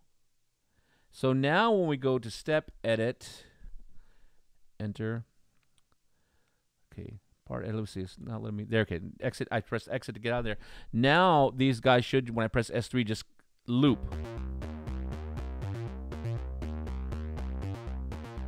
And if I say I don't like something like I did the B flats, I could take them out. So now they're not there. And I just say this is the one that's going to come.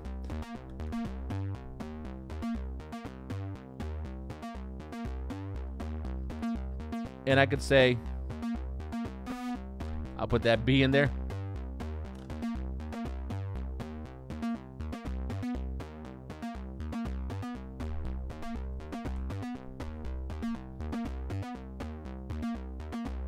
Ed, I think he just went EDM. No, no. All right, so let's stop right there. Let's stop right there. And now let's go to another part. Oh, how did you loop it? Oh, okay.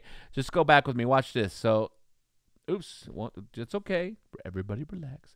Press menu again. I'm going to go into Arpeggio Edit. I press Enter, and it was right here. The grid, where would you go? Where'd you go? It was in grid, not grid note. It was grid. Where'd you go? It was in length. Length? There it is, right there. Length? Grid length. That's what it was. So I just told the grid to be 16. So and it's 16, and it's gonna loop fine because the grid.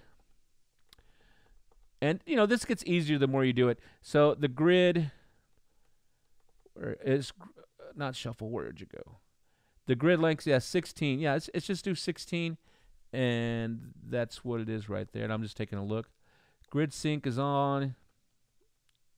Yeah, and I'm just trying to find. I'm just looking.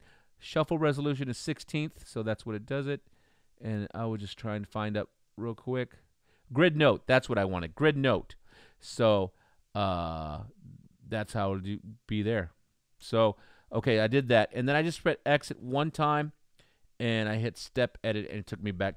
It kicked it out. Did it? Let's see. Let's exit to skip that. Yeah. So that gave me the option. That was scary. So that gave me the option where I could go ahead and blow that out. But if you're already working on that, you just put exit one time, and it took you back to there. So I have S3, and S3 is just going to loop. It's just going to play. Right now, it's going to play so you can hear what you're doing. And so, like the B's that I put in there, the high B, I don't like them. After listening, now they're gone.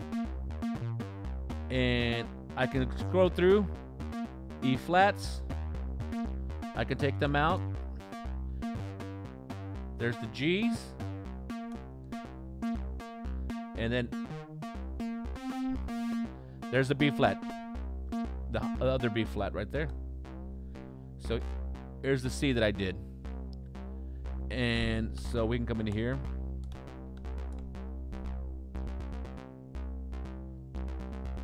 And let's go to another part. So that was the page. Now we're in. Oh, how do we switch parts, Scott? I forgot. Oops. Let's exit one time. Part button. Part button. So smart. Okay, part button. Part 1. Let's go part. Did I do it? Yeah, there it is. So that's part 2. And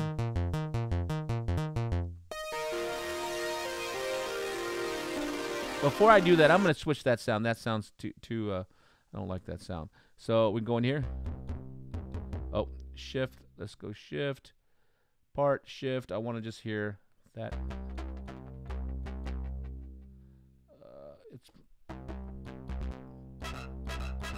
There's a whole bunch of stuff going on here. So real quick, let's take a break from that real quick. Let's check this. Just check what's going on for you guys. I'm gonna put you live, Scott. For you here. Let's see. Did you guys kind of get that, or do we need to do? This was actually kind of cool.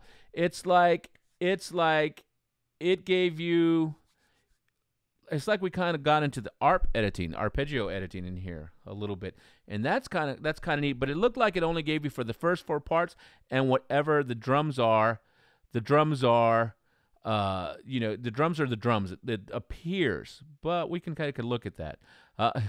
Yeah, the other thing too is that you can take that step edit and bring it into the IR by changing it from, was it step? No, you change it from the ARP setting in the part view. So it might be the Arpeggiator edit or the scene edit, where you can go down to that part and change it and say, no, I want you to use the step edit. And then that step edit will play with the IR. Cool. That's pretty cool. Hey, Scott, can you put that down as the next video that you do on the Roland product support? Maybe that might be a good one. Yeah. There's a lot of things that we're getting into. We were able to get over the basic things quickly. We're starting to move into intermediate and advanced, and those things have to be addressed. Yeah. Well, this one's cool, everybody, because like Scott just said, when we come up with different videos, when a new product comes out, we try and hit all the normal things that kind of come out. But then the more we live with these products and these instruments, we're like, oh, how does this do? And Enzo asking that really forces us to like, oh, okay. And then it's hard at first because you're like, where is it? Or can I do this? But then when you're like, oh, there's the window. Let me go ahead and start playing with it. So you start really, really learning. Because you have to remember, we cover so many different products and different things. It's all good. And it's like sometimes you can't go, it's not like that's the only product we have. So you start learning all the different stuff, and then sometimes you're like, wait a minute, can I do that in the Jupiter? Or was that the Phantom? Or was that the FA? Or was it, so we kind of go through that. But we just, again, it's awesome that you guys bring this stuff up. Yeah. Just sharpen our tools, too. Well, I don't look at it as a negative. I think all of you guys get it, that we're just keyboard guys like you. So we're all just learning this and having fun. And that's just goes back to what I was saying. We just got, we have some time. Let's go ahead and dig in this. And we're going to, when we play these things live, everybody's going to be like, wow, I didn't know it could do that. And you're like, neither did I. So cool. So, all right, let's see. I see Scott already answered some questions. Let's see. Scambot Terminator put, hello, Ed, and everyone. Can you possibly do live stuff on the FA series, please? I'd much appreciate it. Let me know what you want to see. Put in there what you want to see, because currently on Roland Product Support, there's 64 videos on the FA. So just tell me specifically what you want to see, and it might already be in there. Remember, go ahead to YouTube, Roland Product Support, hit the playlist section, and there's a whole playlist with 64 videos for the FA there. Take a look, and then maybe your topic will be there. But, I have no problem with covering FAs. For those of you that aren't already subscribed, make sure you subscribe to my channel, Ed Diaz Keys, and then also go to Scott's and subscribe to his, because he's going to put more performance stuff on there for you guys once he gets his studio put back together. And if you're not already, make sure you are subscribed or you're in the groups. You're part of the groups on Facebook, and there's 2 Jupiter-Xm groups in there. Subscribe to all of them, and there's even a one that's for Zencore patch. You can trade patches and stuff like that, which we're going to get. That one's Patchland. Patchland, yeah. Subscribe to that one. That's cool. Let me go ahead. Yeah, Kirill, Ed, you just went EDM. I know. No. Yeah, that's always been like my thing. Like, ugh. So. Although, I'll tell you guys a quick story. So, okay, just a quick story. This is kind of neat. So, when we were working on the FA, before it came out, I had the honor of going to Japan and working with a lot of the other keyboard players from different parts of the world. And at that time, none of us had seen the FA, and so they gave us an opportunity. And there was maybe about 20 of us, different people, keyboard players that flew in from all over the world, and they gave us an opportunity to work on the FA. They say, hey, you guys have an hour to come up with a demo song for the FA. So there was people from all over the country, all over the world, and after the hour, everybody played their sequence, after not ever touching an FA, and each sequence you could hear that part of the world in that sequence. It was the coolest thing, depending on like the guys from Brazil, they had like that cool Brazilian rhythms kicking. The guy from Russia, he had some really hardcore, like going. It was really neat, and I'm such a smart aleck. I'm like, well, there's all the demo songs. We're good. Just throw those suckers in there, and then we wiped it all. It was sad. Anyway, I don't know where that had to come into. Maybe because we talked about FA. I just had to tell you that. That was cool. All right, let's read some more questions on here, and we'll see if something else is in here. Blah, blah, blah, blah, blah. Oh, let's see. Enzo, thank you for touching on that. I'll go over it more. I was trying to bring it in like Scott Berry said. Thanks. That will be great for product support. Yeah, it will be. So we're gonna definitely explore that more. And then also by doing this makes us stronger as product guys. And then also when we do this helps us with videos that we're gonna produce for you and for the Jupiter-Xm and the Jupiter-X, and just helps us as well. Alfred says, I'm digging for a JP8000 somewhere in the XM. The cool thing, JP8000 is I'll tell you a quick story about JP8000. Okay, so one of our guys at Roland, I won't mention his name. He's a nut. You guys know who it is, but I won't tell you who it is because he's very private. But he's a nut. Anyway, so we were talking about synthesizers one day, and we were just being nerds, and it's like, hey, where did you guys come up with? How did you decide on 7 saws being a super saw? And I'm like, so I'm expecting to hear some kind of like great story about how the Roland engineers did mathematics and let's do this because of XYZ. Well, it's because our guy is from Las Vegas originally, and I didn't say his name. I'm not gonna say his name. You can say his name. I'm not gonna say his name because he's very private. But if you guys know him, anyway, he's a nut. Killer player. He's a nut. And he's like, he's killer. Anyway, but then he's like, 777, baby. That's a winner. Make it 7. And so that's why there's 7 super saws. 7 saws make a super saw. I thought I'd share that with you. The other part was, it was like, how many should we layer? Well, how many can we layer? 7. Let's layer 7. Yeah, he said 777, baby. That's a winner. Yep. So he's a nut. Anyway, I'm just sharing that with you since Alfred Papa talked about digging for JP8000 somewhere in the XM. And don't forget, with the JP8000, you could, if you wanted to make a JP8000 sound, you probably could take a couple of Jupiter sounds or a couple of Juno sounds and just layer them in there. I'm trying but we never know. We never know what's coming in the future. Yeah, we never know. Let's see. Jupiter XP player is saying there's a super saw oscillator in the Zencore engine. Absolutely. Good assist there, bro. Anthony says, one last thing. The Jupiter X does not have Supernatural, right? Assume that it's not really required for synths. No, Supernatural is you can use it in synths because we have it in the FA and the Jupiter 80. But the Supernatural synth side is inside inside the Phantom. Which is the Supernatural synth engine. But it's almost like how I replied to this is because of the model banks, they're like a type of Supernatural. Yeah. It's kind of in there. And that's just kind of how I see it because it moves different because of the aging parameters, because of things like that, is more Supernatural-like than a stagnant sample or sample attack. Yeah. And it's all good. Okay, so I don't know. Yeah, the Jupiters, these guys have their own little life compared to Phantoms. I love them both, but everybody has their own little different vibe. Let's see here. Says I don't know if Scott did it. Hey Scott, are you going back to the Phantom tomorrow? Got a question on the brass section. Scott, I think tomorrow's no synth talk tomorrow. I think Scott and I have decided to do synth talk on Tuesday, Wednesday, and Thursdays at 2 o'clock Central Standard Time. That's Texas time for those of you who don't know. So 2 o'clock Central Standard Time. And yes, we are going to go back to the Phantom. I think next week we're going to talk about it later today or tomorrow, what we're doing for next week. Hopefully we're going to have our special guest David Allen, I think on Wednesday.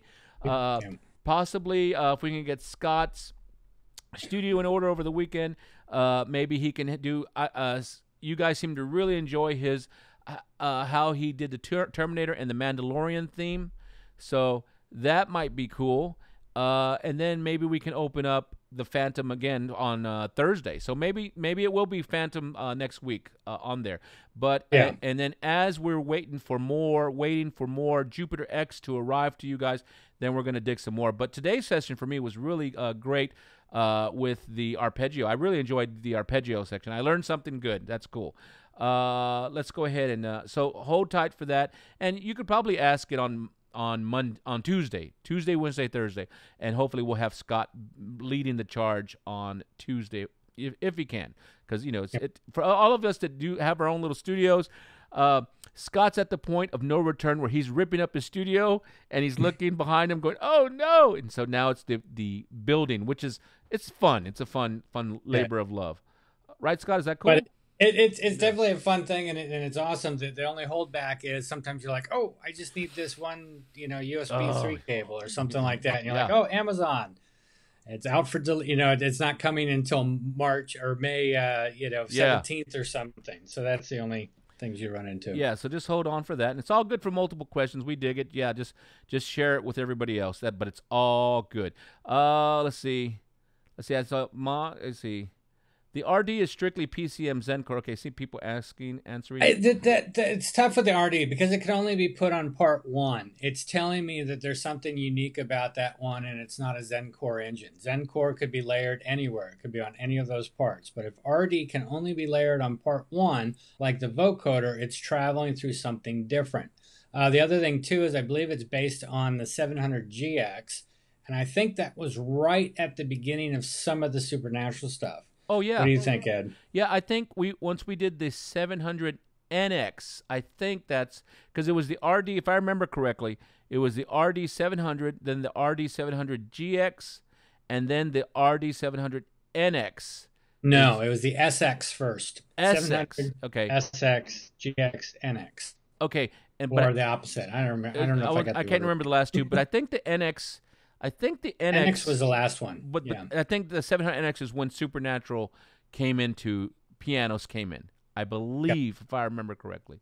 So it's all good. The RDs, like the RD have been going around since 1986, and it's still highly sought after. The RD2000 is killer. So yeah, RDs are cool. Let me see here.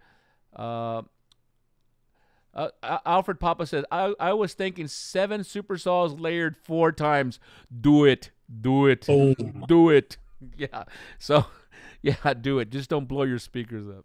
So, yeah. Or you'll get absolutely nothing because it will just phase cancel itself out. But I would think it would be a booming sound. Hey, layer 2 supersaws, but then detune one of them.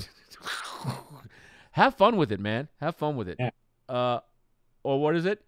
Enzo said, or Universe 777. Oh, okay, you guys are getting too crazy. Yeah, but do it. So, so how can you buy, guys? You guys that drink remotely. Oh, you can go. No, I don't know. Just be a part of the community, share and stuff. Create content. Show us what you're doing. You know what? I got a challenge for you, Alfred, Papa.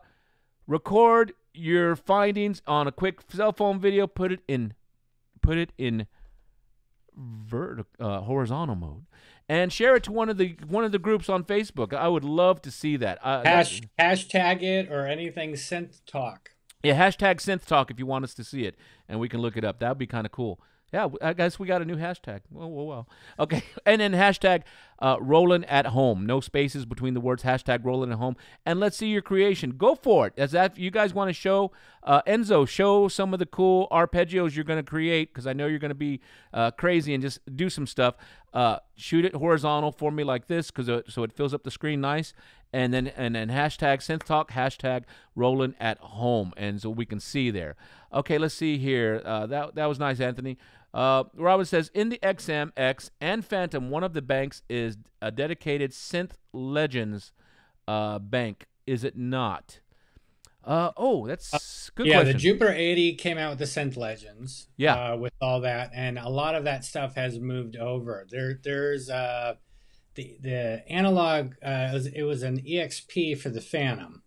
And I'm sure those sounds have also moved into Zencore type stuff, like some of the earlier 106 and Juno 60 Absolutely. stuff that wasn't a model. Absolutely. And you got to think The Jupiter 80 was the first time we had a complete supernatural synth. That's all it did. So, and then all that stuff has moved over. So now when you go inside the Phantom, you're going to see, if you just look up JP8, you're going to just find, so a lot of that stuff is probably already in there. And then on the Jupiter X and XM, now we have specific models for there. So they're in there too. But then with the modeling, you can really get into the subtle nuances, especially with the not drifting, the condition setting inside the Jupiter XX and XM. That's cool. Let's see here. Let's see. Robin says at least some of the sounds in the banks. Peter Sunpatch. Yeah, they definitely are. Tortog says got here late, but good stuff. Thanks. Always good to see you on here. That's cool. Absolutely. Late or not, you can go back and look at it. You know. Have an adult beverage and just kind of just chill out, play with your keyboards. That's totally awesome. Let's see. XP Player. The manual shows the parameters combined for RD and 5080.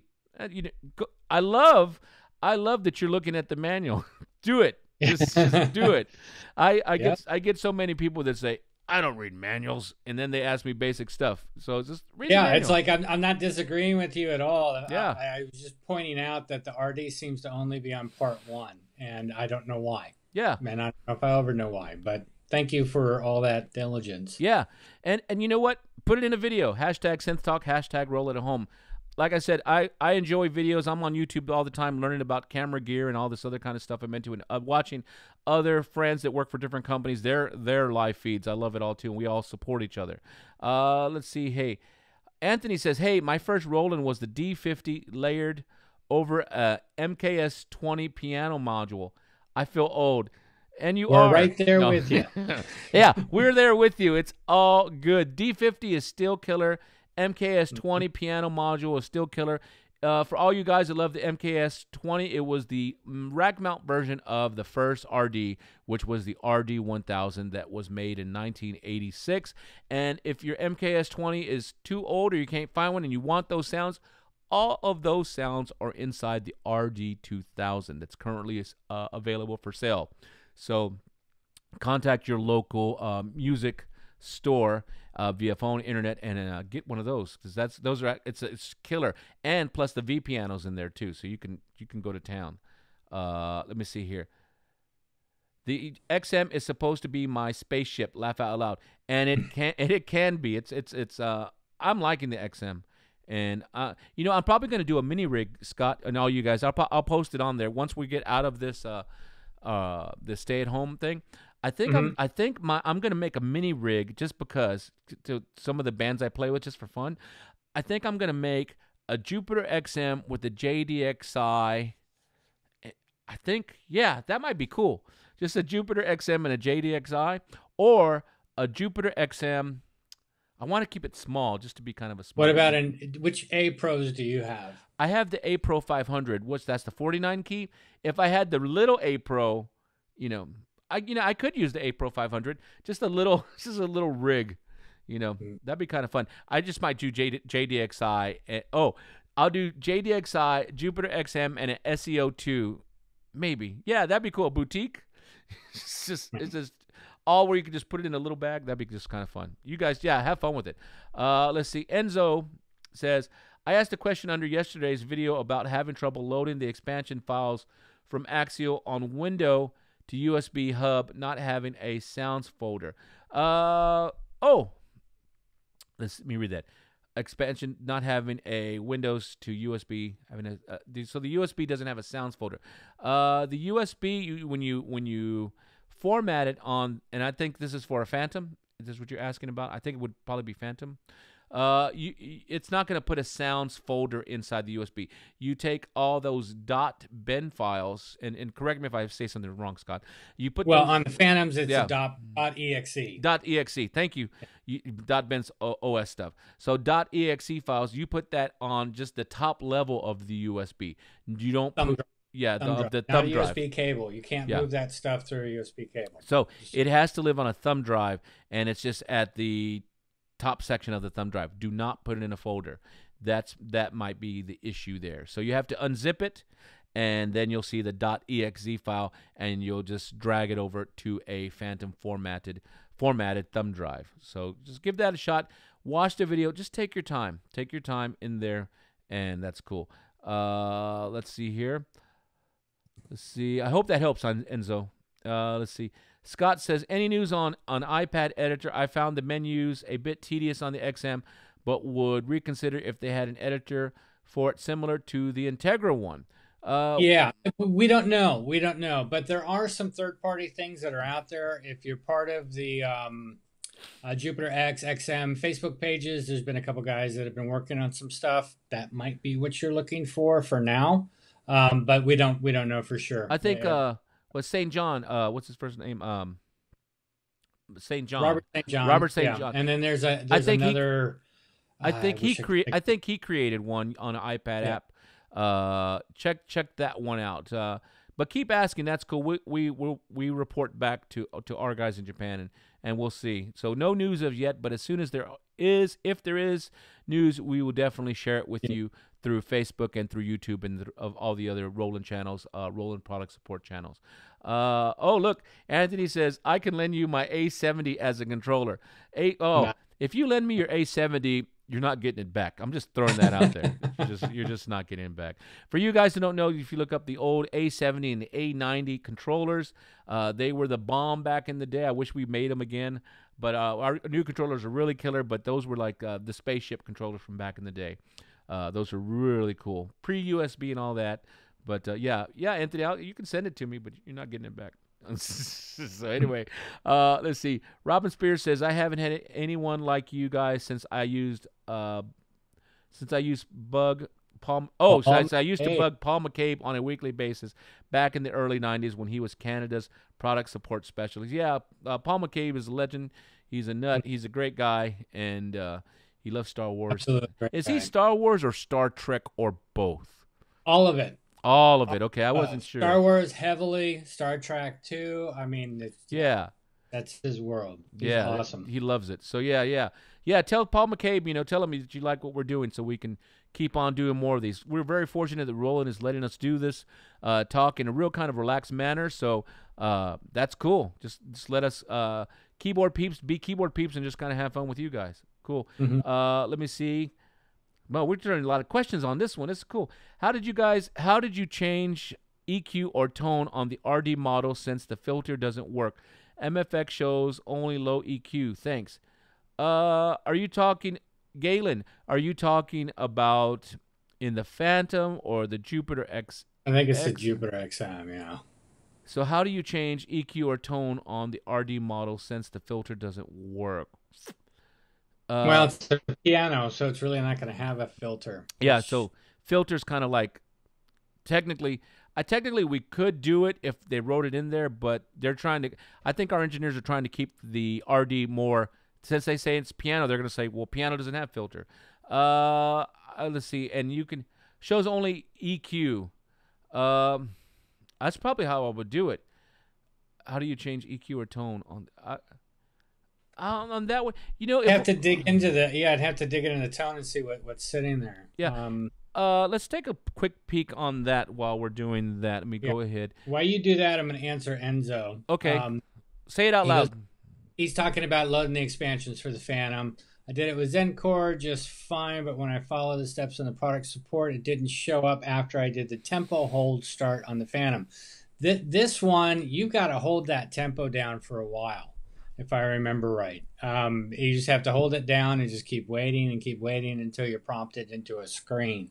I don't know if you didn't hold it long enough, or if for some reason the thumb drive's too big. Again, if it's over 16 gig, sometimes the thumb drive, it just won't be recognized by the keyboard. So that's something to consider. And sometimes you may have a thumb drive that needs to be reformatted on your computer. If you're a Windows guy, format it at FAT32 and just reset it up. Some thumb drives that are out there, they format them differently, and I've seen issues with those. Okay, so we're going to go to the question that was asked about the RD. I went ahead and went to, I think I was doing it while Scott was explaining. I went to menu, I held down Scene, went to Scene Bank 16, and I just chose an Initialize Scene. And then I went into Model Bank, and I hit an RD. Okay. Okay, anyway. So, Nice. nice. Thank you. I'll be here all week.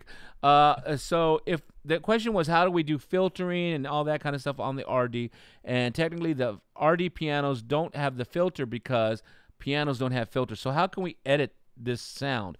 Let's go ahead and take a look. I haven't looked at the RD on the Jupiters just because I have a Phantom and the RD2000 here. So let's take a look. So probably what I would do first off is I would go into menu and I would cursor down to tone edit. And let's see what parameters we have available for tone edit. So for the RD specifically. And RD, we have level, panning, priority, loudest priority, fine tuning, octave, stretch, and I think you're looking for more filtering or EQing. I'm just looking over here. See what we have.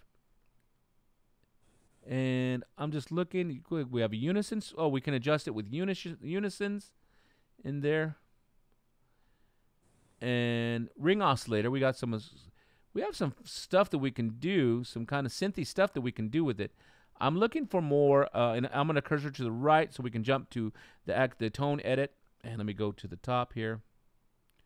And just so we can start at the same spot. Ooh, let me hold down shift and go to the top. That'll be faster. Shift and go to the top. All right, that was there. Okay, so we have our key range upper and lower on there. This is probably where I would start adjusting. You've got my fine tuning. Piano, what is that? Is that piano? Pit round. Let's see what that does. Pitch. Oh, probably pitch random. That's what that is. Pitch random. So you can make the piano probably adjust. So that's all pitch. Panning key. So envelope. Delay time. Here's where we can do some different delays. So we can turn on delay for on here. And I see we can send it to the chorus and reverb and delay time here, so we can kind of have some fun with this if we wanted to on here. Oh, and here's the actual waveforms that make up the RD. So you see this one, it has a different waveform right there. So left and right expressive grand. So you have two of them right there on here. I'm not seeing so far. Here's a soft EQ sensitivity. Oh, look at this, Scott. Here's a cutoff and resonance. Let's see. Let's adjust the, let's see, cutoff. I said resonance. Do I see? There's a resonance. Let's see what this does. I haven't tried this. And I'm just really adjusting it. Let's do that cutoff and see what it does.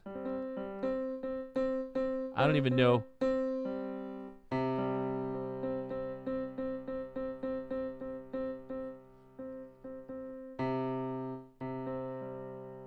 Oh, look. Let's see. Yeah, it may not work. It may not work on it. Yeah. I'm just trying to see on here. Oh, actually, I pushed on the keys and it took it a little bit to sound. Okay, if I hit it hard, it sounded immediately, but there's a delay from when I strike the keys and when the sound starts. You probably can't see it from the overhead shot, but I would look into here and I would just start kind of having fun and adjusting the sounds, how it reacts to you in here. It's just that I'm not used to adjusting RDs in like kind of the synth setting. And look, there's all these settings. We have pitch envelope. Oh, let's see what happens on pitch envelope. Let's see here.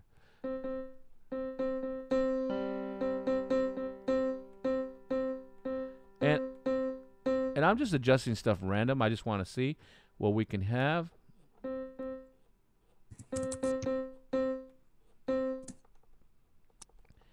Oh, here's filter. What is this interesting?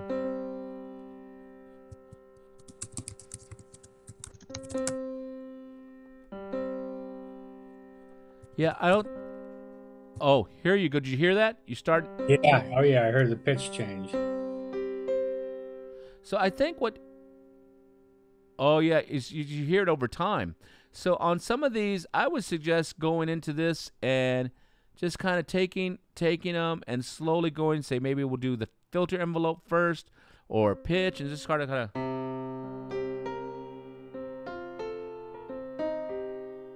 You got that sounding weird, which is cool.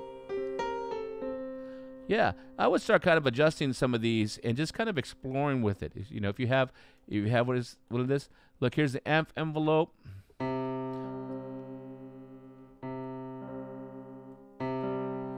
Look how it's reacting within the keys. Just kind of mess with it and just kind of start having fun. But you know, after you mess with it and just kind of, oh look, LFO. We can put some LFO. We can put the rate. See if that does anything. Just kind of have some fun with it. That's probably what I would do. I know we're going on a little bit of a tangent here, but I would probably go on the and just start adjusting it. I just typically I don't think of the RD, the Jupiter for editing RD sounds, but you can definitely go in there and do that. And then if you wanted to, you could put Master Effects on it to adjust a little bit more and kind of have some more fun with it. All right, let's go back to some questions real quick on here. Let me see. There we go. Yeah, just oh, go ahead, Scott. You have one? No. I think we've got them pretty much in here. I answered. I've been going back and forth with Enzo with the issue with the USB stuff, but I think that's for the Phantom. Woody had a good one. Woody Piano Shack, who's awesome. Cool. Doing a few of your videos that I really enjoyed. You do a great job. Where's Woody's Piano Shack? In what city's that at? I think he's overseas. I think he's like England, or he'll probably tell you where he's from. Yeah, where's Woody's Piano Shack?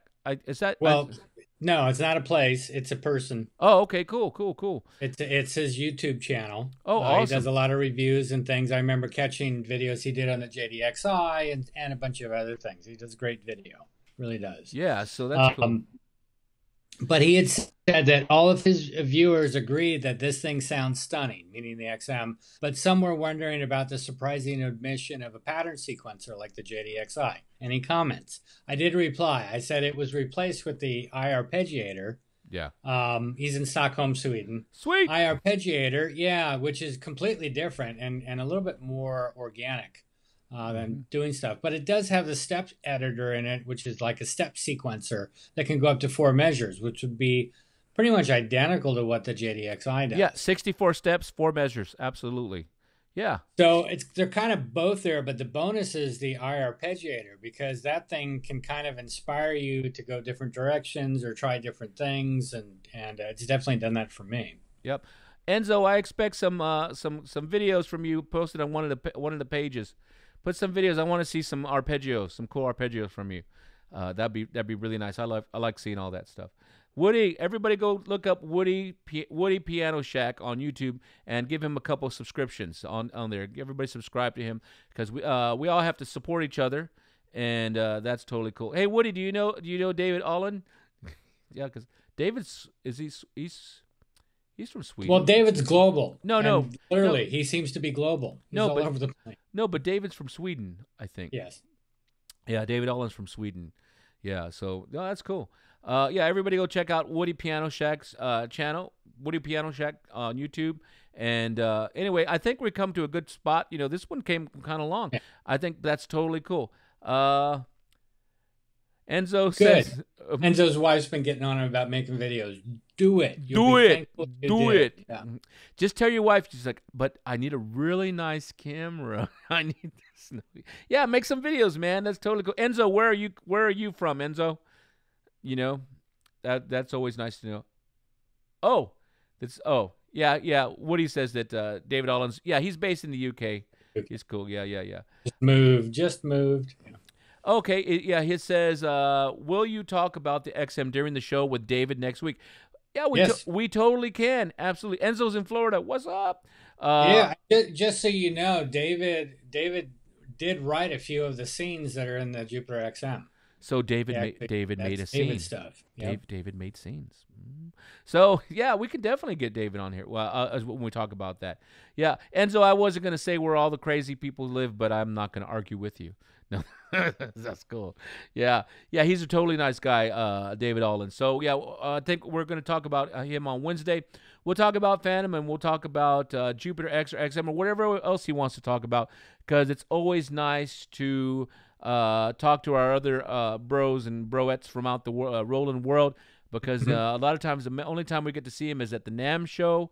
That's usually in January in Anaheim, California, or they see each other sometimes at Music Messe in Germany, and so it's Super Boost, Super Synth Booth. Echo, So Synth, during all Japan.